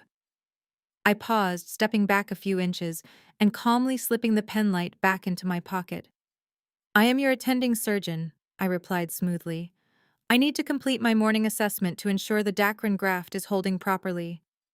Jada glared at me, her eyes burning with a deep, irrational hatred. She was lying in a hospital bed entirely broken, relying on heavy intravenous painkillers just to exist, and yet she still looked at me like I was the dirt beneath her expensive designer shoes. "Do not act like you care about me," Jada whispered heavily, her breath hitching with the effort to speak. "I know exactly why you did this. You just wanted to swoop in and play the big hero in front of Mom and Dad. You wanted to make me look weak. Well, do not think saving my life makes us even, Naomi. You are still a thief. You still ruined our family." My mother nodded in aggressive agreement, glaring at me from her plastic chair. "She saved you because she felt guilty," Brenda chimed in, her voice dripping with toxic vindication. "She knows exactly what she took from us 7 years ago. This is just her pathetic way of trying to buy her way back into our good graces." I stood there looking at the two of them, marveling at the sheer psychological delusion required to maintain their twisted reality. My sister had stolen $80,000, framed me for a federal crime, and nearly bled to death in a car crash, yet she was still desperately trying to gaslight me into believing I was the villain of her story. And my mother was sitting right beside her, eagerly feeding the delusion. I did not raise my voice. I did not defend myself. I simply typed a few notes into my digital tablet documenting her hostile mental state. Your vitals are holding steady, I said, completely ignoring their ridiculous accusations. We will begin weaning you off the heavy narcotics by tomorrow afternoon. Trey cleared his throat, stepping forward with his cup of ice chips. He looked at me with a sickeningly sweet smile, secretly thinking we were now partners in crime. He thought the audio file sitting on my Apple Watch was our mutual insurance policy rather than his imminent destruction. Honey, you need to rest, Trey said softly to Jada, lightly touching her shoulder. Dr. Hayes is just doing her job, and we actually have a very serious family matter we need to discuss with her regarding the financial situation. Jada's eyes darted toward Trey and then back to my mother. The anger in her face suddenly shifted into sharp panic. What financial situation? Jada demanded, her voice straining. My mother leaned in closer to the bed, her face twisting with dramatic sorrow. Oh, sweetie, it is terrible, Brenda whispered loudly, ensuring I could hear every single word. Trey let your premium health insurance lapse 3 months ago. You are entirely uninsured. The hospital billing department was down here last night. The surgery and the intensive care stay are going to cost over $250,000. We do not have the money to save you from bankruptcy because Naomi stole your father's retirement. But we are demanding that she pay the bill as restitution. Jada's eyes widened in absolute shock. She stared at Trey, who immediately looked down at the floor, playing the part of the ashamed husband. Jada knew exactly what this meant. She knew they were completely broke. She knew she had spent all of Trey's money on luxury handbags and custom closets. She was staring down the barrel of a massive medical debt that would completely destroy the fake wealthy lifestyle she had spent the last 7 years aggressively curating on social media. The raw panic on Jada's face was incredibly satisfying to watch. But the golden child was never one to accept defeat or take responsibility for her own financial disaster. I watched the gears turning rapidly in her head behind her pale, bruised eyes. She looked at my pristine white coat, my expensive watch, and my calm, unbothered demeanor. She realized that I was the only person in the room who held any actual power or wealth. Her initial shock quickly morphed into a cold, calculating glare. Her lips curled into a weak but deeply sinister smile. She was already formulating a plan. She was not going to beg me for money. She was going to try and take it by force, just like she always did. You are going to pay every single penny of this hospital bill, Naomi, Jada whispered, her tone dropping the hysterical anger and adopting a deadly serious threat. You are going to sign whatever financial papers they put in front of you. Because if you do not, I am going to make sure your perfect little medical career goes up in flames. I raised an eyebrow, tapping my stylus against the tablet. Is that so? I asked mildly. Jada weakly reached up and grabbed the edge of her hospital blanket, her knuckles turning white. You forced your way into my operating room, she hissed. I never consented to having you as my surgeon. You could have let another doctor do it, but you wanted control. If you do not pay this entire bill today, I will personally call the state medical board. I will tell them you intentionally operated on me against my will to cause me harm. I will sue this hospital for gross malpractice, and I will name you as the primary defendant. The room fell into a heavy, suffocating silence. The trap was set. Jada thought she had me cornered, completely unaware of the absolute hell I was about to unleash. I stared at Jada, listening to the rhythmic hiss of her oxygen cannula and the steady beeping of the cardiac monitor tracking the heart I had just repaired. The threat hung in the sterile air of the intensive care unit, heavy and suffocating. She was literally threatening to destroy my entire career, the career I had built, from absolute scratch after they abandoned me by falsely accusing me of medical sabotage. She was willing to perjure herself and drag me through a massive public scandal, all to avoid paying her own bills. My father, Calvin, took a deliberate step forward, moving to stand right beside Jada's bed. His face was set in a hard, grim line of determination. He reached into the inner breast pocket of his jacket and pulled out a piece of white hospital stationery that he had folded into neat thirds. He smoothed it out with his large calloused hands and placed it on the rolling tray table, pushing it carefully toward me. "We do not want to ruin your life, Naomi," my father said, his voice adopting a sickeningly calm and rational tone, as if he were negotiating a simple business contract. "We really do not want to see you lose everything you have worked for. We just want what is fair. We drafted this up early this morning while you were sleeping. It is a legally binding assumption of financial liability. It simply states that you agree to take over the entire balance of Jada medical care, and in exchange, Jada agrees to sign a full medical waiver releasing you from any malpractice claims." I looked down at the piece of paper. The handwriting belonged to my mother. The cursive letters were sharp, aggressive, and deeply familiar. I read the words written in blue ink. "I, Naomi Hayes, hereby assume full financial responsibility for all medical costs incurred by my sister Jada. I agree to pay the hospital billing department directly and hold Jada and Trey harmless from any debt or legal obligation arising from this hospitalization." It was a crude, amateurish attempt at a legal document, but the intent behind it was absolute pure extortion. They were actually trying to blackmail the head of cardiothoracic surgery inside her own department. Jada shifted slightly against her pillows, grimacing in pain as her freshly sutured chest moved. But despite her physical agony, her eyes were bright with malicious triumph. "It is your word against mine, Naomi," she rasped, staring right at me with cold calculation. "A medical review board will look at our family history. They will see that we have not spoken in 7 years. They will hear Mom and Dad testify under oath that you have always harbored a deep jealous hatred for me. They will absolutely believe that you rushed into that operating room while I was unconscious to intentionally botch my surgery out of petty revenge. You will lose your medical license forever. Your entire reputation will be completely destroyed, and you will spend the rest of your life defending yourself in court." I looked at my mother, Brenda. She was sitting in the plastic chair with her arms crossed over her chest, nodding in firm, aggressive agreement with Jada's threat. She looked incredibly proud of her younger daughter.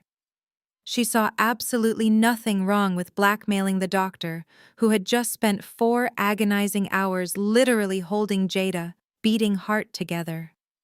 To Brenda, this was simply justice. Then I looked across the room at Trey. He was standing near the window, keeping his mouth entirely shut. He was playing the role of the helpless, terrified husband perfectly, but I knew exactly what was running through his cowardly mind. He was thrilled. He thought Jada's ruthless extortion scheme was going to save him. He thought he was going to get his massive medical debt paid off by his rich sister-in-law, allowing him to quietly file for divorce on Friday with his credit score completely intact. He was watching 2 sisters fight to the death and happily waiting to collect the spoils without getting his own hands dirty. I picked up the piece of paper from the tray table, holding it between my thumb and index finger. I looked at the crude handwriting again, marveling at the sheer psychological delusion of the people in this room. They truly believed they held all the power. "So let me make sure I understand the exact parameters of your offer," I said, keeping my voice perfectly flat and clinical. "You are explicitly threatening to file a fraudulent malpractice claim to the state medical board. You are threatening to purposefully destroy my professional livelihood, drag my name through the mud, and initiate a massive legal battle unless I agree to pay your $250,000 hospital debt." "It is not extortion, Naomi," my father interjected quickly, his face flushing a dull red as he tried to mentally justify his own corruption. "Do not use that word. It is a family settlement. We are giving you a very simple way out of a terrible situation. You owe us for what you took from my retirement account 7 years ago. We are just balancing the scales. Sign the paper, pay the bill, and we will all walk away quietly. You can go back to your wealthy life, and we can go back to ours. Nobody has to get hurt." I looked at my father. I saw the absolute desperation hiding just beneath his tough exterior.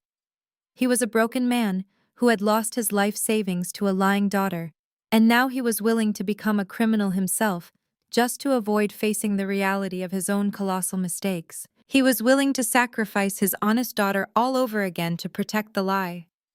I did not argue with them. I did not raise my voice to defend my surgical ethics or explain how easily my dual-camera operating room recordings would immediately disprove Jada's ridiculous claims. I did not tell them that a handwritten note extorting a medical professional was a felony offense that could send all of them to federal prison. Arguing with them would only validate their delusion that they held some kind of power over me. They wanted a reaction. They wanted me to cry, or scream, or beg for mercy, just like I used to when I was a helpless teenager living under their roof. They wanted to see me break under their pressure. Instead, I slowly folded the piece of paper in half. Then I folded it in half again, pressing the creases sharply between my fingers. I calmly slid the folded paper into the front pocket of my white medical coat, making sure it was secure. I looked up and met Jada's eyes. She was smiling.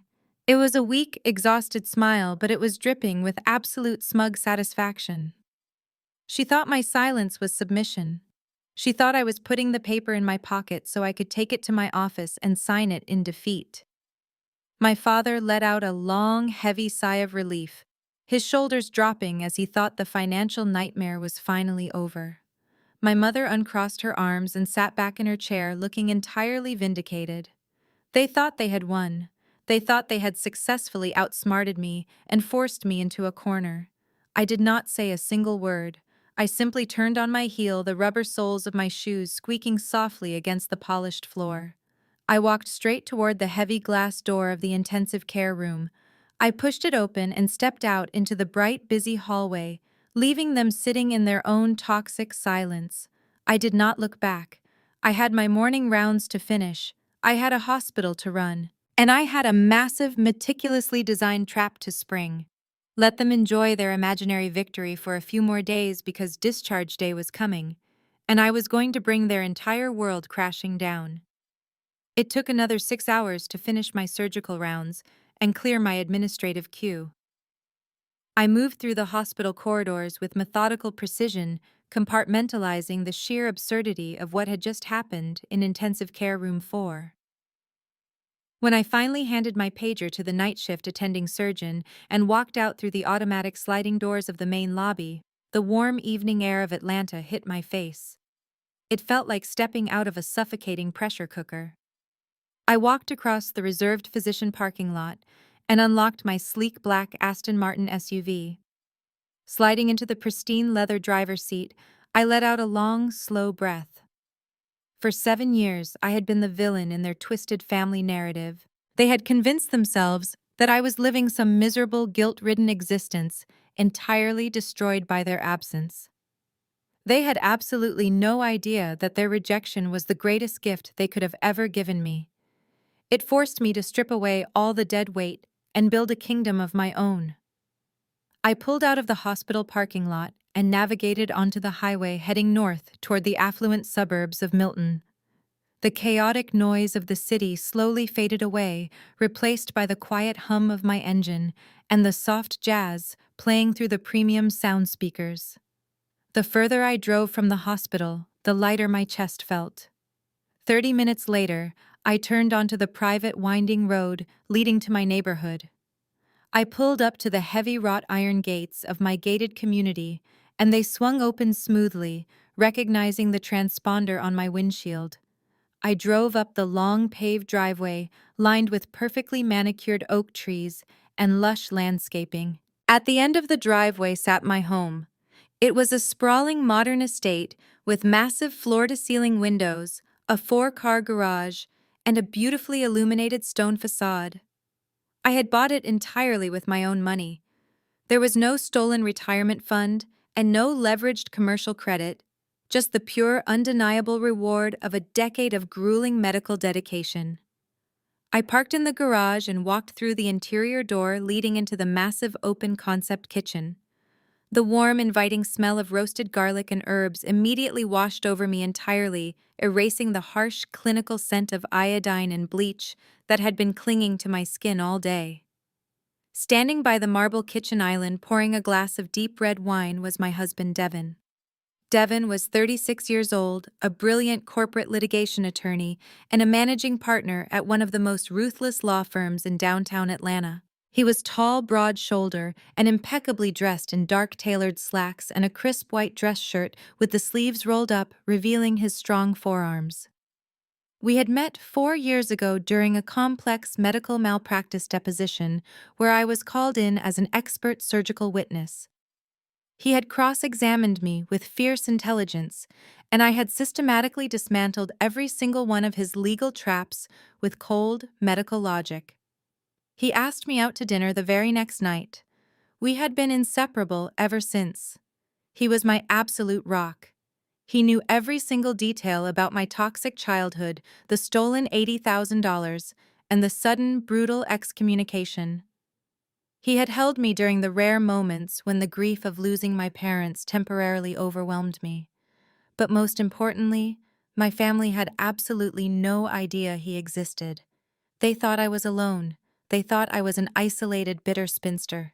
They had no idea I was married to a legal shark who destroyed corporate monopolies for a living. Devin looked up and smiled as I walked into the kitchen. His eyes were warm and grounding. "Long day, Dr. Hayes?" he asked, sliding the glass of red wine across the cool marble counter toward me. "You have no idea, counselor," I replied, taking a slow, appreciative sip of the wine. It was a complex, full-bodied Cabernet that instantly relaxed the tight muscles in my shoulders. Devin walked around the island and wrapped his arms around my waist, pulling me into a firm, comforting embrace. I rested my head against his chest, listening to the steady, reliable beat of his heart. It was the exact opposite of the chaotic, failing heart I had held in my hands the night before. This was my real family. This was the safe, peaceful sanctuary I had built for myself, far away from their toxic drama. I pulled back slightly and reached into the deep front pocket of my white medical coat. I pulled out the piece of folded hospital stationery and tossed it onto the pristine marble countertop. Devin raised an eyebrow, his sharp legal instincts immediately kicking in. He picked up the paper and carefully unfolded it. I watched his eyes scan the crude blue handwriting. I watched his jaw slowly tighten as he absorbed the sheer audacity of the document. He read my mother's handwriting outlining the fraudulent assumption of financial liability. He read Jada's blatant threat to release me from a fabricated medical malpractice claim in exchange for $250,000. He read the entire thing twice. When he finally looked up at me, his warm brown eyes had turned entirely cold and calculating. The loving, supportive husband had instantly stepped back, making room for the ruthless corporate litigator. "They actually wrote this down on paper," he asked, his voice completely devoid of emotion. "They explicitly documented a felony extortion attempt and physically handed it to you in front of witnesses. They really believe they are untouchable," I said, taking another sip of wine. "They think because they abused me into submission when I was a teenager that the exact same tactics will work on me now." Trey also pulled me into a private room. He confessed that he has known Jada stole the money for 7 years. He is planning to file for divorce this Friday, but he wants me to pay the hospital bill first so the debt does not attach to his commercial assets. He offered to tell my parents the truth about the theft only if I pay the $250,000. Devin stared at me. "This is textbook blackmail, Naomi," he stated flatly. "In the state of Georgia, attempting to extort a medical professional using threats of fraudulent board reports is a severe criminal offense. Did you get Trey on tape?" I tapped the face of my Apple Watch. "Crystal clear audio," I confirmed. "I have him admitting to his knowledge of the fraud, his plan to abandon his wife, and his attempt to extort me for financial gain." Devin slowly placed the extortion letter back onto the marble island, smoothing out the creases with the palm of his hand. A slow, dangerous smile spread across his handsome face. He looked at the piece of paper, and then he looked deeply into my eyes. He knew exactly how much pain these people had caused me. He knew exactly how long I had waited for the universe to finally balance the scales. "Is it time?" Devin asked, his voice low and incredibly steady. I looked around my beautiful, peaceful kitchen. I looked at the incredible man standing in front of me who loved me unconditionally. I thought about my mother sitting in that hospital chair glaring at me with unjustified hatred.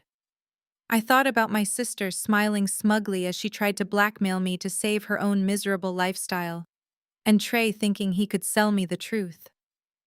I nodded once. Yes, I said. It is time.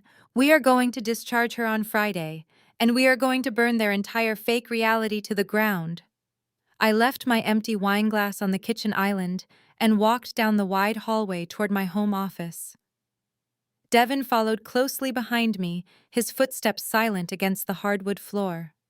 My office was a reflection of everything I had built. It featured a massive mahogany desk, floor-to-ceiling bookshelves filled with medical journals and framed surgical certifications that proved my unquestionable expertise. But the most valuable thing in this entire room was hidden out of plain sight. I walked over to the built-in shelving unit against the far wall and pushed aside a heavy medical textbook. Behind it sat a solid steel biometric wall safe. I pressed my right thumb against the glowing green scanner.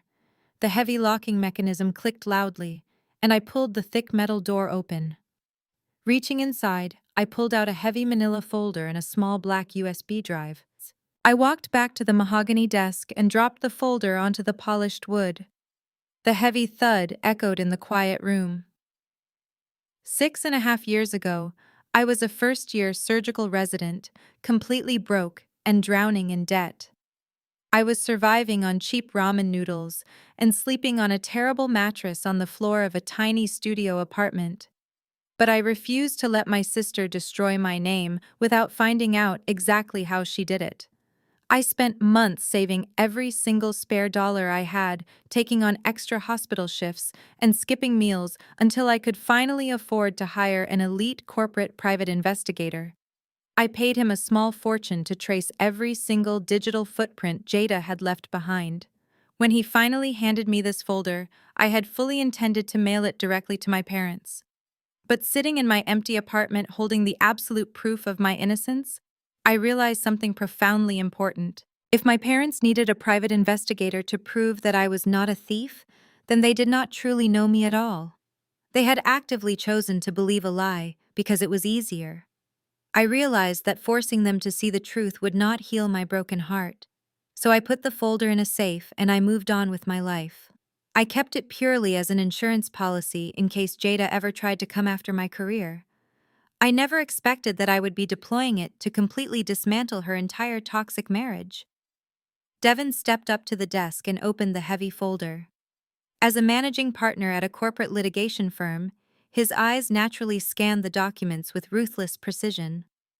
The first section of the file contained heavily detailed internet protocol logs. The private investigator had legally subpoenaed the digital records from my father's bank. The logs proved undeniably that the $80,000 wire transfer was not initiated from my apartment or my laptop. It was initiated from the exact IP address assigned to Jada's personal cell phone. And the cellular tower ping placed her physical location at a luxury nail salon in downtown Atlanta at the exact moment the money was drained from my father's account. Devin flipped to the next section, his expression turning completely icy. "This is absolutely airtight," he murmured, sliding a stack of high-resolution photographs across the mahogany desk. The photographs were printed directly from the bank interior security camera system. They showed Jada walking into the bank lobby wearing oversized designer sunglasses and carrying an expensive leather handbag. The timestamp on the photos perfectly matched the date the forged transfer documents were submitted. The final photograph in the sequence was a crystal-clear close-up of Jada, standing at the teller window physically sliding the forged paperwork across the counter. There was absolutely no room for interpretation. It was not a misunderstanding. It was a cold, calculated felony. But the most damning piece of evidence was in the final section of the file. The investigator had traced the exact flow of the stolen money. It showed the massive wire transfer going to the offshore vendor for the lavish Mexican resort. But it also showed a secondary line of fraudulent credit that Jada had opened using my father's remaining banking details. she had siphoned an additional $15,000 to cover the down payment on the exact same luxury Porsche that Trey was currently driving around Atlanta. Trey had stood in that hospital consultation room just a few hours ago and claimed he was an innocent victim who had only found out about the theft on their honeymoon. He claimed Jada had ruined him, but this financial trace proved he was directly benefiting from the stolen money long before they even got on the plane to Cabo San Lucas. He was entirely complicit in the theft from the very beginning. Devin picked up the small black USB drive, holding it between his fingers. "And this?" he asked, looking at me. "That is the digital backup of the bank security footage," I explained, leaning against the edge of the desk. "Plus the audio recording of Jada bragging to her friends about how incredibly easy it was to manipulate our parents." The investigator found a disgruntled former bridesmaid who was more than happy to hand over voicemails where Jada explicitly mocked my father for being gullible enough to believe I was the thief. Devin slowly set the USB drive down next to the thick stack of papers. He leaned over the desk, placing his hands flat on the polished wood.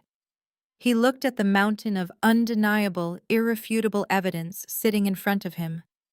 "This is not just enough to clear your name, Naomi," he said, his voice laced with dangerous legal confidence. "This is enough to send both your sister and your brother-in-law to a federal penitentiary for wire fraud, identity theft, and banking conspiracy.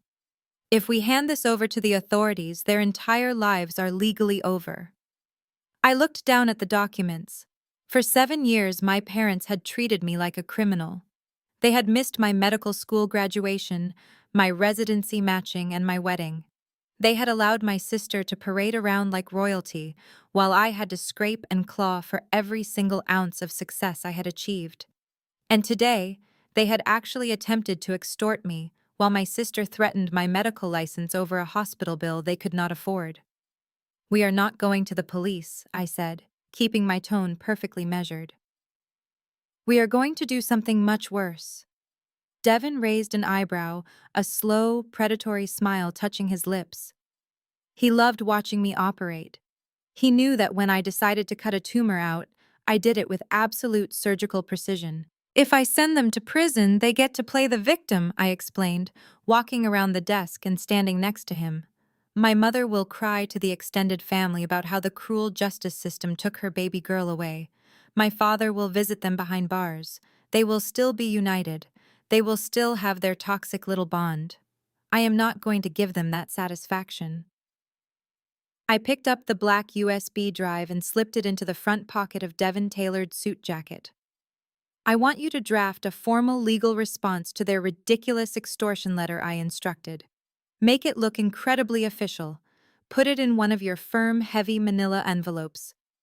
On Friday morning, when I officially clear Jada for medical discharge, we are going to walk into her recovery suite together. You are going to introduce yourself to my family as my personal legal counsel and my husband. And then you are going to hand them this entire file." Devin's eyes darkened with intense anticipation. He reached out and gently traced my jawline with his thumb.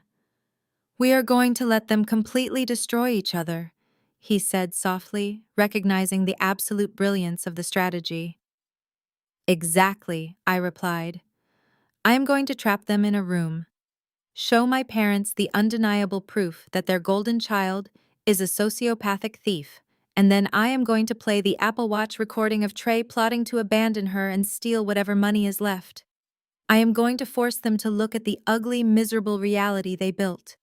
And then we are going to walk away and let the entire toxic family unit implode on itself." Devin closed the thick manila folder and picked it up.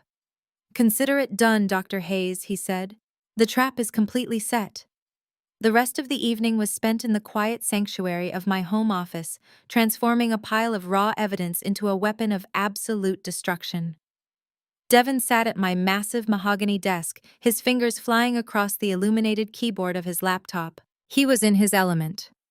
As a corporate litigator, he spent his days dismantling billion-dollar companies and finding the fatal flaws in massive legal contracts.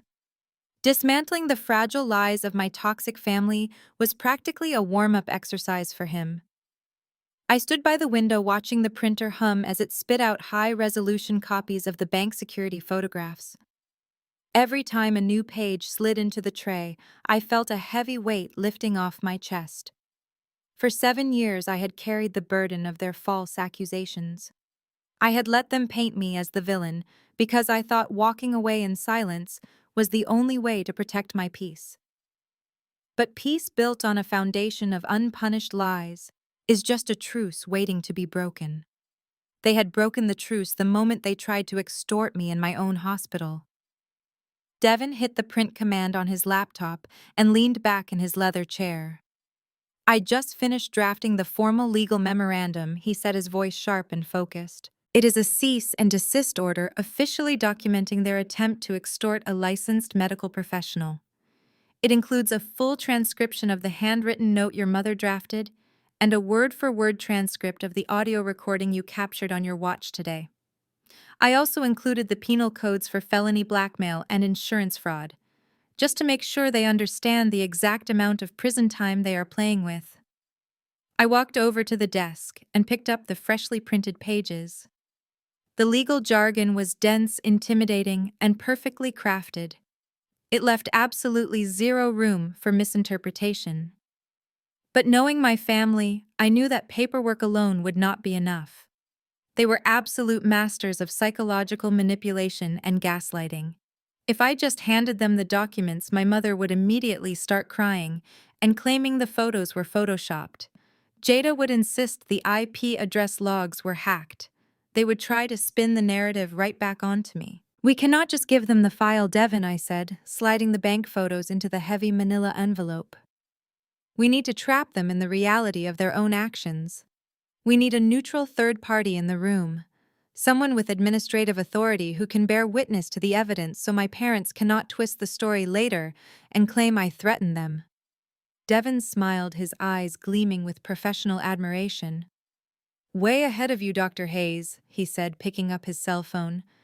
"If we are going to do this right, we need to make sure they feel completely victorious right up until the exact second the floor drops out from under them." "Who is the billing administrator handling Jada uninsured account?" "Susan," I replied. "She is the senior financial coordinator for the surgical intensive care unit. She is the one who originally broke the news to them about the lapsed premium insurance." Devin unlocked his phone and tapped the screen. "Perfect," he said. "I'm going to call her right now. I will introduce myself as your personal financial representative. I will tell her that we have reached a family agreement regarding the $250,000 medical debt and that we need her present in Jada Recovery Suite at exactly 9 o'clock on Friday morning to process the final guarantor paperwork." It was a brilliant maneuver. By requesting Susan's presence, we were ensuring that the hospital administration was fully involved, shielding me from any future claims of unprofessional conduct. More importantly, it would solidify my family absolute delusion.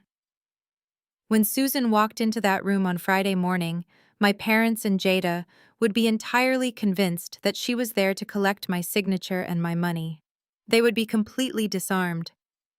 I listened as Devin made the phone call, his voice dropping into the smooth, authoritative tone he used in federal courtrooms. Susan agreed immediately, expressing her relief that the massive financial liability was being resolved so quickly. The appointment was officially set. The next 3 days at the hospital felt like an extended psychological chess match. I continued my rounds with absolute clinical detachment, checking on Jada's surgical incisions and monitoring her cardiovascular output. Her physical recovery was progressing perfectly. The synthetic Dacron graft was holding strong and her vital signs had stabilized. But her attitude was more toxic than ever. Every time I walked into room 4, I was greeted by the suffocating smugness of my family. My mother would sit in her plastic chair, sipping mediocre hospital coffee and looking at me with a victorious smirk. She thought she had successfully broken my spirit.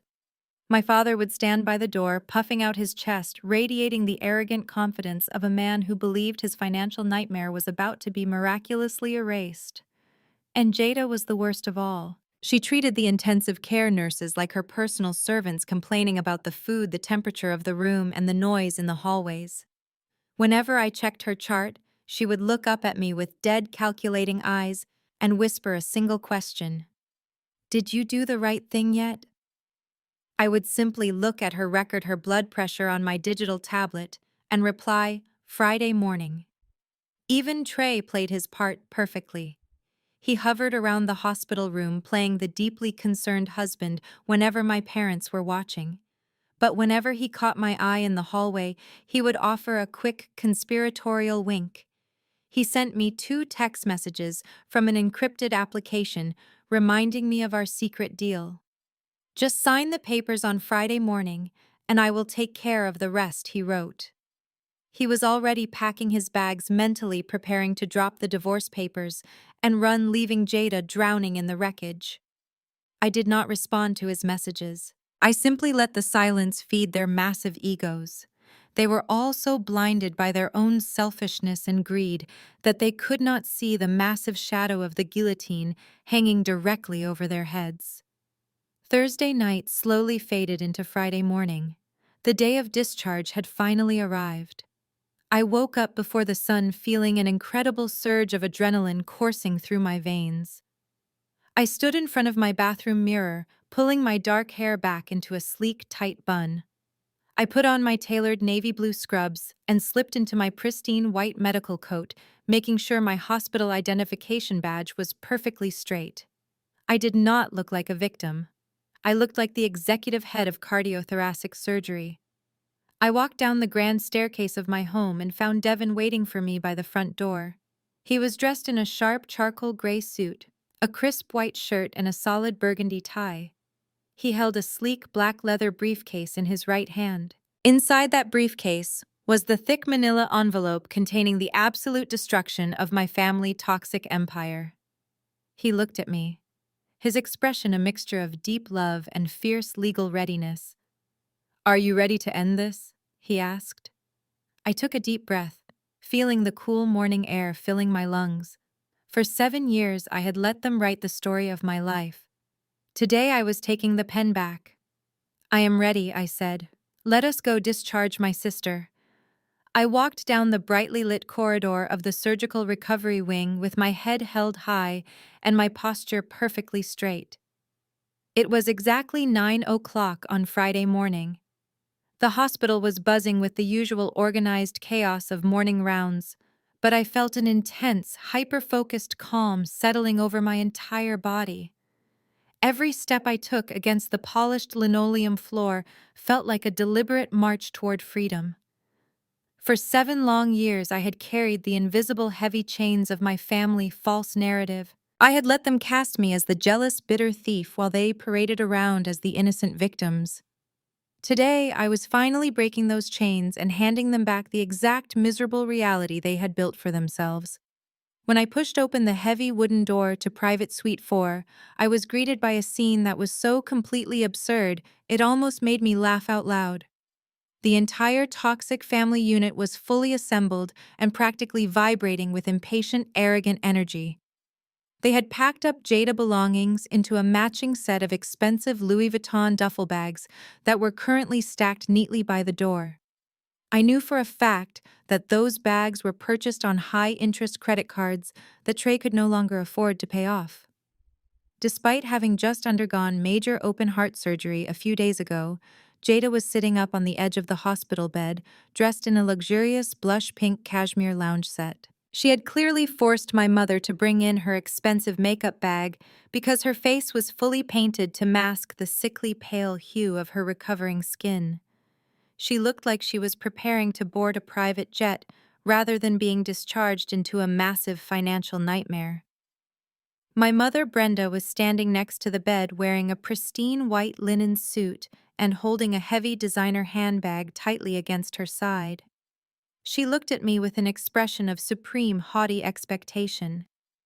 My father, Calvin, was standing near the window, dressed in a high-end golf polo and pressed slacks, looking like a wealthy patriarch who had simply been inconvenienced by a minor family squabble. And standing near the stack of luggage was Trey. He was wearing his signature custom-tailored suit, constantly checking his expensive watch and nervously tapping his foot against the floor. He was physically in the room, but mentally he was already sitting in his divorce attorney office waiting to pull the plug on his entire marriage.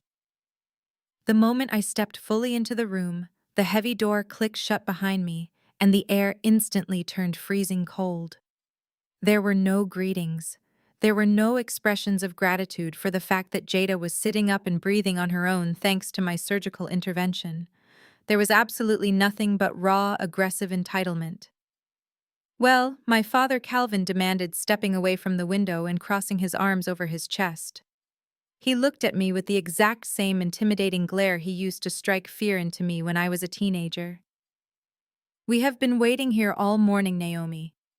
Do you have the financial assumption form signed and ready, or do I need to pull out my phone and call the state medical board right now?" He did not even bother to lower his voice. He was so incredibly confident in his position of power that he openly threatened a hospital executive in her own department. "Do not try to play any games with us today." Naomi, my mother, chimed in, taking a step forward and raising her chin aggressively. "Jada is completely exhausted from this dreadful hospital stay, and we are taking her home immediately. You know exactly what you need to do. Hand over the signed guarantor paperwork, so we can give it to the billing department and leave. If you try to back out of this now, Jada is going to file that malpractice claim before we even reach the parking garage." I stood there looking at them in their expensive clothes, surrounded by their luxury luggage, demanding that I pay $250,000 to save them from their own catastrophic life choices. The absolute sheer audacity of it was genuinely breathtaking.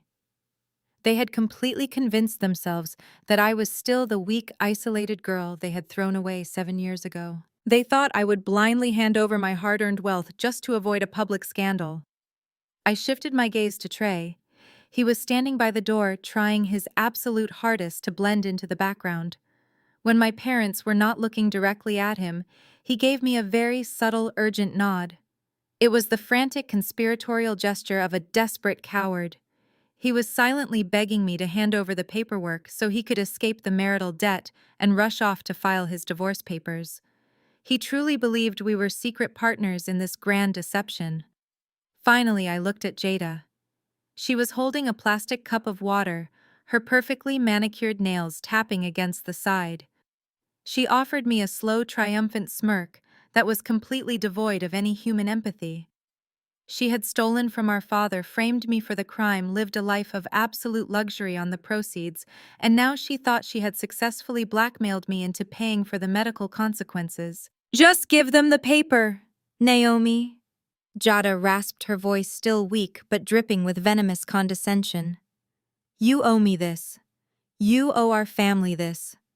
Just sign your name, pay the bill, and you can go right back to pretending we do not exist. We all know you can afford it. Stop dragging this out and just do what you are told." I let her words hang in the sterile air of the hospital room for a long moment. I did not flinch. I did not raise my voice in defense.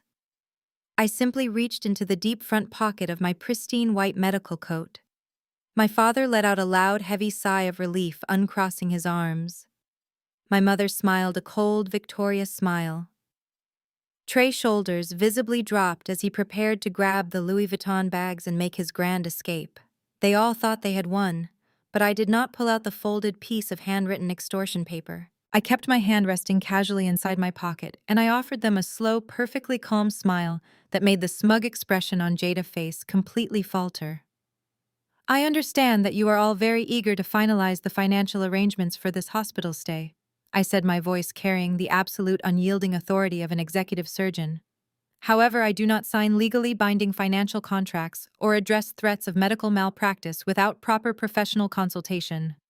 My father's face immediately darkened with fresh anger. "What the hell are you talking about, Naomi?" he snapped, taking a heavy, aggressive step toward me. "We had an agreement. You are not bringing any hospital lawyers into this." "Oh, I am not bringing a hospital lawyer into this, Calvin," I replied, keeping my tone perfectly conversational. "This is a private family matter, just like you said. But since you decided to introduce written extortion and threats of federal insurance fraud into the conversation, I felt it was only appropriate to protect myself." I took 2 deliberate steps backward, reaching out and grabbing the heavy silver handle of the suite door. I looked directly into my mother's shocked eyes, and then shifted my gaze to Trey's suddenly terrified face. Actually, I brought my personal legal counsel to review the paperwork with you, I said, my voice slicing cleanly through the rising panic in the room. I pressed down on the handle and pulled the heavy wooden door wide open, stepping aside to clear the entrance. I stepped back and Devin walked into the room. He looked absolutely lethal. He was wearing a custom-tailored charcoal gray suit that perfectly accentuated his broad shoulders and commanding presence. He carried a sleek black leather briefcase in his right hand. Right behind him was Susan from the billing department holding her electronic tablet and wearing her formal administrative badge. My father, Calvin, looked completely bewildered. He stared at Devin, trying to figure out who this towering, imposing man was. My mother, Brenda, clutched her designer bag tighter, looking deeply offended by the sudden intrusion. Trey took one single look at Devin, and his entire body froze. Trey worked in commercial real estate, and he instantly recognized the aura of a man who destroyed people in boardrooms for a living. "Who is this man?" my mother demanded, her voice sharp and defensive. "I thought we agreed to keep this matter strictly within the family, Naomi. We do not need hospital administrators or random lawyers getting involved in our private business." I smiled, feeling the solid, comforting warmth of Devin standing right beside me. "This is entirely within the family, Brenda," I said, keeping my tone perfectly level. "I would like to officially introduce you to Devin. He is a managing partner at one of the top corporate litigation firms in downtown Atlanta. He is also my husband. We have been happily married for 4 years." The collective gasp in the room was incredibly satisfying to hear. My parents stared at me with their mouths actually hanging open in absolute shock. They had spent 7 entire years completely convincing themselves that I was a lonely, miserable outcast. They had built a narrative where I was suffering every single day without their love and approval. Finding out that I was married to a powerful, wealthy attorney completely shattered their carefully constructed delusion. Jada gripped her hospital blanket, her eyes darting between me and Devin in raw disbelief. Trey looked like he was about to physically be sick. He realized instantly that his grand manipulation plan was completely falling apart. Devin did not offer to shake their hands. He did not offer a polite smile or a friendly greeting. He simply walked past my stunned father and set his heavy black briefcase directly onto the rolling tray table at the foot of Jada's bed. He popped the dual metal latches with a loud, decisive click. He reached inside and pulled out the thick manila folder we had prepared the night before. Susan stood quietly by the closed door, acting as the perfect neutral administrative witness to everything that was about to unfold. Calvin tried to forcefully regain some sense of his patriarchal authority. He puffed out his chest and took a step toward the tray table. "I do not care who this man is or who he works for," Calvin stated, his voice trembling slightly despite his aggressive posture. "We are here to finalize the hospital billing paperwork so we can take our daughter home. We are not playing these legal intimidation games." Devin looked at my father with eyes as cold and unforgiving as ice. He did not back down an inch. He picked up the heavy folder and held it out directly to Calvin. "We are not here about the hospital bill," Devin said, his voice vibrating with absolute legal authority that commanded the entire room. "We are here about the felony fraud committed against my wife." Calvin looked down at the thick folder. His hands were shaking slightly as he reached out and took it from Devin. He opened the heavy cover and stared at the first page. It was the formal legal cease and desist order Devin had drafted. But before my father could even begin to process the dense legal terminology, Devin reached back into his briefcase and pulled out a sleek silver iPad. He propped the device up on the hospital tray table right in front of Jada and my parents. "I want you to pay very close attention to this screen," Devin instructed the room, his tone leaving absolutely no room for argument. "This is interior high-definition security footage legally subpoenaed from the main downtown branch of your bank." It is dated exactly 7 years ago on the precise afternoon your retirement funds were drained. My mother let go of Jada's hand and leaned forward, her eyes wide with sudden rising panic. My father stared at the glowing screen, unable to look away. Devin tapped the play button. The black and white security footage showed the bank lobby. A young woman wearing oversized designer sunglasses walked right up to the teller window. She slid a thick stack of papers across the marble counter. The camera angle shifted to a crystal-clear close-up from the teller station directly above her head. It was undeniably Jada. The camera captured her perfectly when she briefly lowered her sunglasses to speak to the bank employee. You could clearly see her face, her perfectly styled blonde hair, and the distinct custom gold necklace she always wore back in her 20s. You could watch her hand moving across the documents, physically forging my signature on the wire transfer authorizations. Devin reached into the folder Calvin was holding and pulled out a separate stack of paper. He handed those documents directly to my mother. Those are the official Internet Protocol logs, Devin explained, outlining the evidence like a prosecutor closing a massive federal case. They prove beyond a shadow of a legal doubt that the $80,000 wire transfer was initiated from the exact IP address assigned to Jada's personal cell phone. The cellular tower data places her physical location at a luxury nail salon in downtown Atlanta at the exact moment the money was drained from your account. The transfer was not initiated from Naomi Medical School apartment. Your younger daughter stole your life savings and framed her sister to cover her tracks. My father's face turned the sickly color of ash. He looked at the paperwork in his hands and then he looked back at the glowing screen. He was watching his precious golden child commit the exact federal crime she had successfully pinned on me. The heavy, undeniable weight of reality was crashing down on him. Brenda's hands were shaking so violently, she dropped the Internet Protocol logs directly onto the linoleum floor. The papers scattered around her expensive shoes. They had disowned me without a single second thought. They had missed my graduation. They had missed my wedding.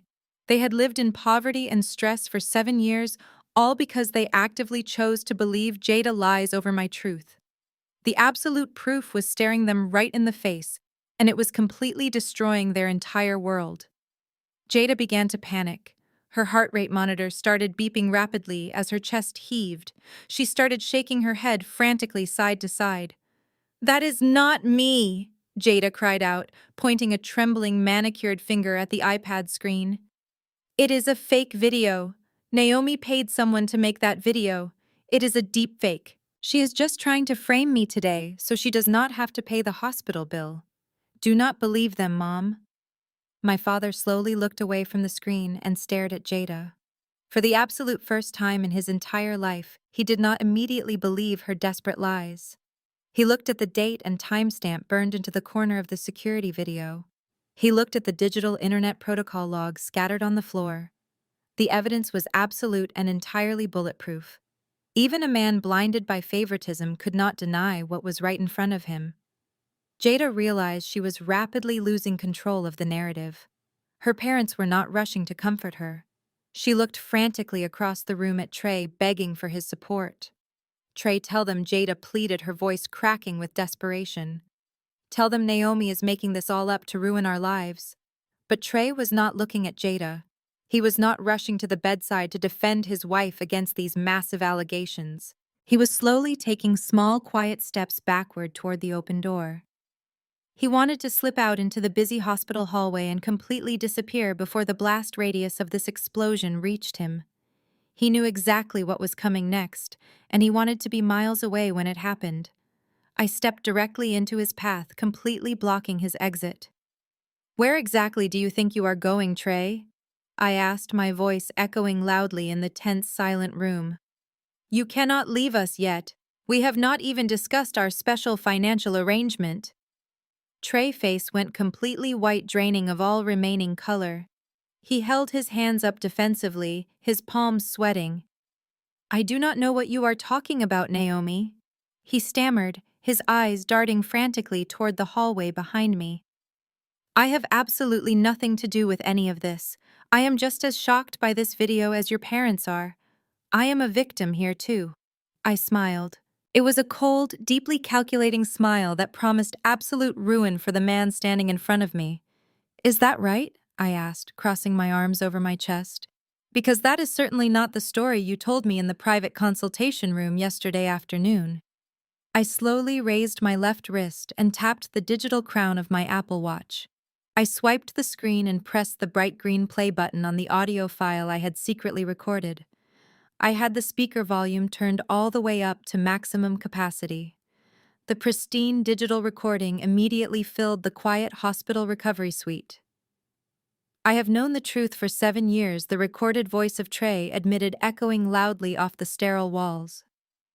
Jada got drunk on our honeymoon in Cabo and bragged about framing Naomi. She told me exactly how she did it. She laughed about it. My parents let out a simultaneous gasp of horror. Jada jaw dropped completely open, her pale, bruised face twisting into an expression of pure terror. But the digital recording was not finished destroying them. The audio continued playing Trey's desperate, selfish extortion attempt for the entire room to hear. If you sign those papers, the debt bypasses me completely. The recording played on, capturing every single greedy word. I file for divorce on Friday. I walk away completely clean and my credit score remains untouched. We both win, Naomi. Jada gets exactly what she deserves for bleeding me dry all these years. I tapped my watch, stopping the audio playback. The absolute silence that followed was completely deafening. It was the sound of an entire fake wealthy life collapsing into permanent dust. The perfect marriage they had bragged about for 7 years was completely exposed as a toxic, parasitic sham. Jada let out a sound that was half scream and half broken sob.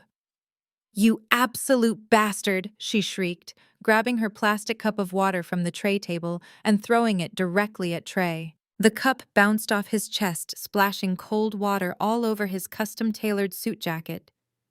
"You were going to abandon me. You were going to leave me trapped with $250,000 medical debt and run away to save your precious cars." Trey completely snapped under the immense, suffocating pressure of the trap. The recording had stripped away every single layer of his fake charm. He stopped pretending to be the innocent, terrified victim and turned on Jada with vicious, undeniable aggression. "Why the hell should I stay with you?" Trey yelled back at her, aggressively wiping the spilled water from his expensive lapel. "You are a complete financial liability. You spent every single dime of my money. You completely ruined my commercial credit score with your luxury shopping addiction.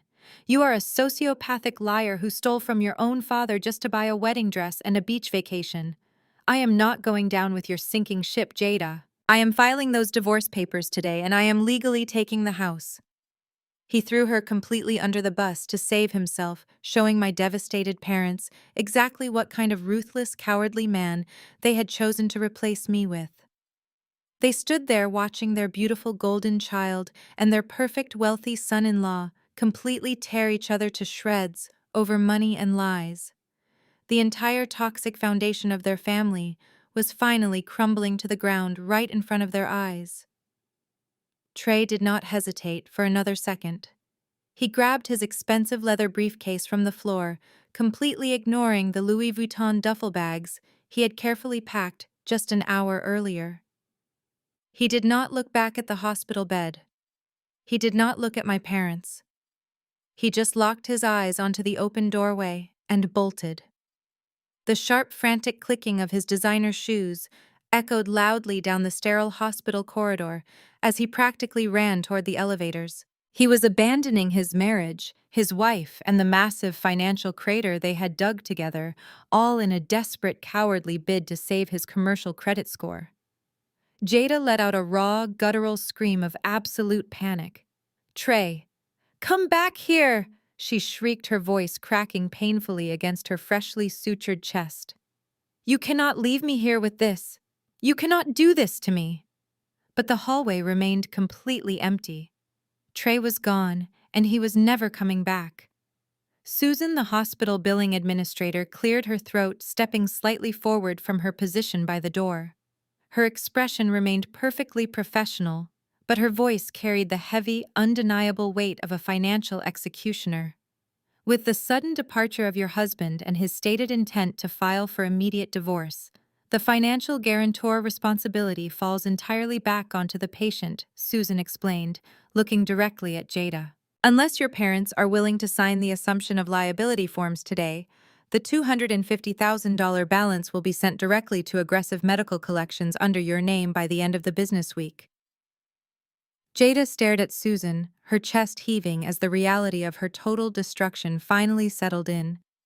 She was completely broke. She was about to be divorced. And she was now legally shackled to $250,000 in medical debt that would inevitably force her into a brutal bankruptcy. Her luxurious fake lifestyle was officially dead. She whipped her head around and looked at my parents. Her eyes were wide and frantic, completely stripped of their usual arrogant confidence. "Mom, Dad," she cried out, reaching her trembling hands toward them. "You have to help me. You have to pay this bill. Naomi orchestrated this entire thing to ruin my marriage. She manipulated Trey. You cannot let her do this to me." But for the very first time in 33 years, the golden child, desperate tears had absolutely no effect. My mother, Brenda, did not rush to the bedside to stroke her hair. She did not wrap her arms around Jada and tell her everything was going to be perfectly fine. Instead, Brenda slowly backed away from the hospital bed, as if Jada had suddenly contracted a highly contagious disease. Brenda looked down at the internet protocol logs, still scattered across the linoleum floor. Then she looked up at the designer luggage stacked by the door, and finally at the expensive cashmere lounge set Jada was wearing. "You stole our retirement," Brenda whispered, her voice completely hollow, devoid of any warmth or maternal affection. "You stole your father's life savings. You let us lose sleep for 7 years, terrified of losing our house while you were drinking champagne on a beach in Mexico. Mom, please." Jada begged, fresh tears streaming down her pale face, ruining her carefully applied makeup. "I made a mistake. I was young. I panicked. But you are my mother. You have to protect me. Protect you, my father." Calvin interrupted, his voice cracking with a profound, heavy grief that seemed to age him 10 years in a matter of seconds. "We did protect you, Jada. We protected you by throwing your sister out onto the street. We protected you by cutting off our own flesh and blood, because you looked us dead in the eye and swore she was a criminal." Calvin's legs completely gave out beneath him. He collapsed heavily into the stiff plastic visitor chair, burying his face in his large, calloused hands. The imposing, terrifying patriarch who used to control our entire household with an iron fist was completely gone. In his place sat a broken, devastated old man who had just realized the absolute colossal magnitude of his own failure. He had spent decades working grueling double shifts, sacrificing his body and his time to build a comfortable nest egg for his family. In a single afternoon, his youngest daughter had stolen it all to pay for a party. And instead of investigating the truth, he had blindly pointed his rage at the one daughter who had actually earned her success through relentless hard work. He had missed my medical school graduation. He had missed my surgical residency matching ceremony. He had missed the day I married an incredible man who stood beside me with unwavering loyalty. He had traded a lifetime of genuine pride and love for a shallow, lying thief who viewed him as nothing more than a convenient bank account. Jada continued to sob hysterically, begging them to sign the financial forms, begging them not to abandon her. But the family unit had completely imploded. The toxic foundation of lies, favoritism, and manipulation that had held them together for so long was entirely shattered into dust.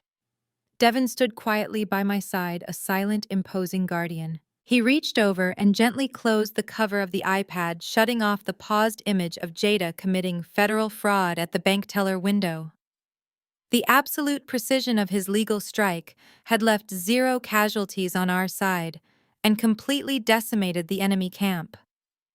I looked at the 3 of them, soaking in the miserable, pathetic reality they had actively chosen. I did not feel any sudden urge to comfort them. I did not feel any lingering filial duty to fix their broken hearts. The clinical detachment that made me an elite cardiothoracic surgeon served me perfectly in this exact moment. I had operated on the tumor. The infected tissue was fully excised. Now it was simply time to walk out of the operating room. I turned to Susan, the billing administrator, and gave her a polite nod. "Thank you for your time this morning, Susan," I said, my voice calm and perfectly steady. "As you can clearly see, I will not be signing any financial guarantor forms today or ever. You may proceed with standard collection protocols against the patient." Susan nodded respectfully, tapping a final note into her electronic tablet. "Understood, Dr. Hayes," she replied before stepping out of the room and closing the heavy wooden door behind her, leaving us alone for the final confrontation. I turned to Devon and signaled that we were finished. He picked up his black leather briefcase, the latches clicking sharply in the quiet room. "Wait." The single desperate word came from my father. Calvin slowly raised his head from his hands. His face was stained with tears, and his eyes were red and swollen. He looked at me with an expression of such profound regret and desperation that it almost looked painful. He slowly pushed himself up from the plastic chair and took a shaky, hesitant step toward me. He looked at my crisp white medical coat. He looked at the executive identification badge clipped to my lapel. He finally saw the brilliant, successful woman I had become entirely without his help. He realized that I was the only person in this room who had ever told him the truth. I was the only one who had ever truly loved him without a hidden agenda. And he had thrown me away like garbage. "Naomi." Calvin choked out, his voice trembling violently, as fresh tears spilled down his weathered cheeks.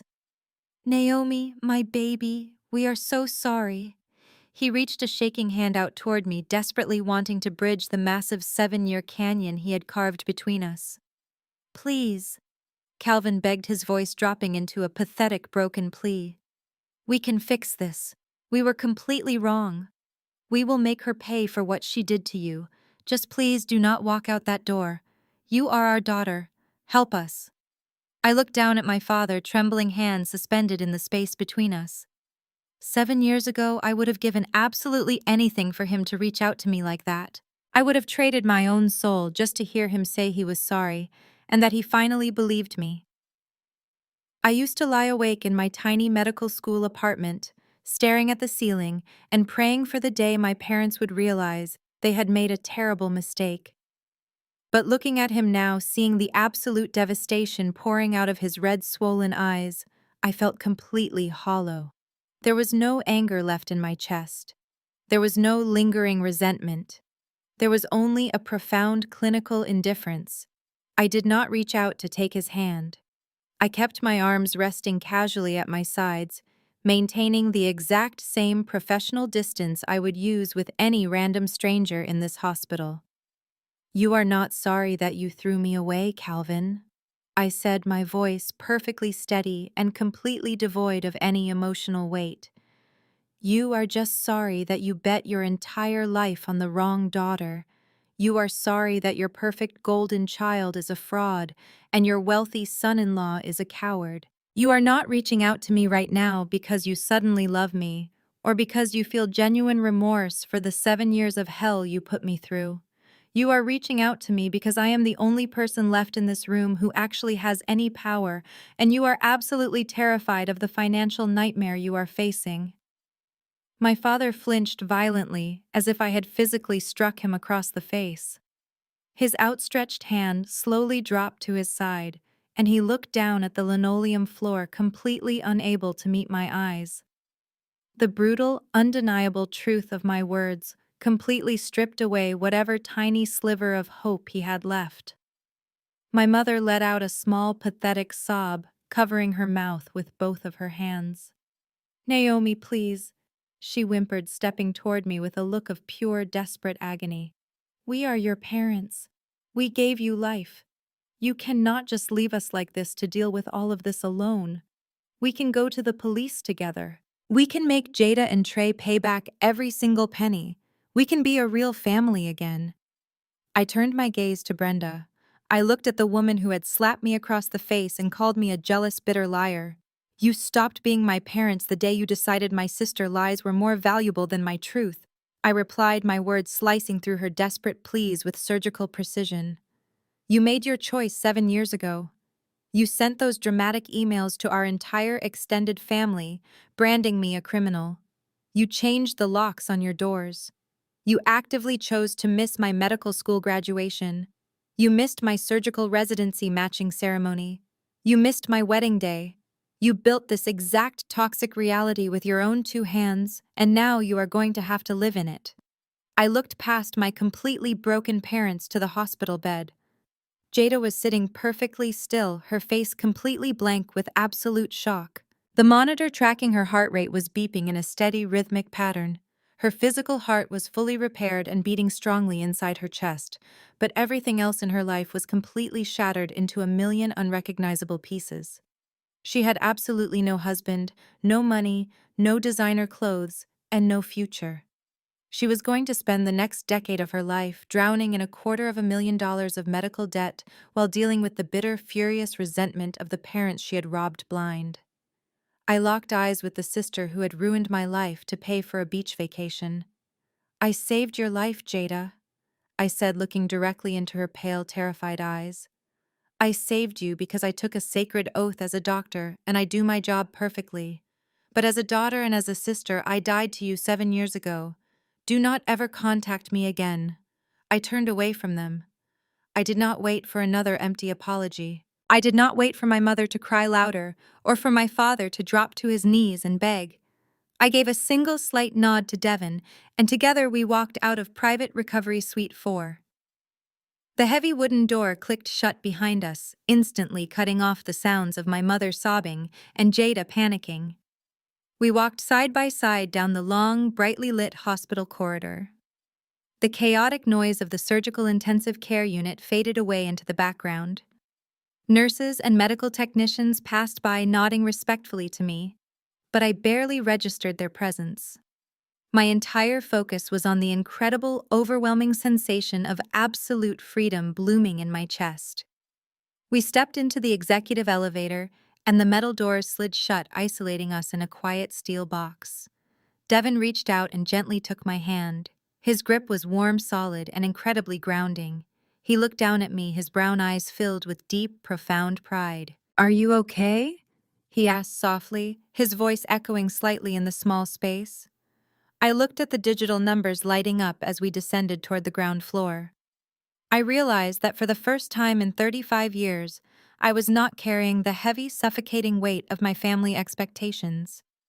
I was no longer the family scapegoat fighting desperately for a single scrap of validation.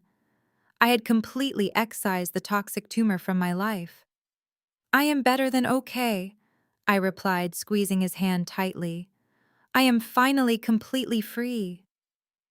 The elevator doors opened into the main hospital lobby. We walked across the polished marble floors and pushed through the automatic sliding glass doors. The bright midday Atlanta sun immediately washed over us. The warm air smelled like pine trees and fresh pavement, completely devoid of the sterile chemical scent of the hospital. I took a deep, massive breath, letting the clean air fill my lungs completely. I left them up there in that hospital room with their massive debt, their exposed lies, and their ruined relationships. They were completely stuck with each other, bound together by their own greed and deceit. They would spend the rest of their lives fighting over the ashes of the fake empire they had tried to build. And I was going home to my beautiful, peaceful estate, my incredibly successful career, and the man who loved me with absolute, unwavering loyalty. Sometimes the greatest revenge is not anger. It is not screaming at the people who hurt you or spending your energy trying to destroy their lives. Sometimes the absolute greatest revenge is simply walking away and letting toxic people drown in the miserable reality they created for themselves. Have you ever had to walk away from your own flesh and blood to protect your peace? Have you ever had to draw a hard line in the sand and refuse to let manipulative family members drag you down into their chaos? Tell me your story in the comments below. I read every single one of them, and I know how incredibly hard it is to take that first step toward freedom. If my journey resonated with you, Please hit the like button and subscribe to the channel for more stories about overcoming toxic environments and building the life you actually deserve. And please remember, your worth is never determined by people who are actively committed to misunderstanding you. Keep walking forward. Keep protecting your peace, and never let anyone make you feel guilty for saving yourself.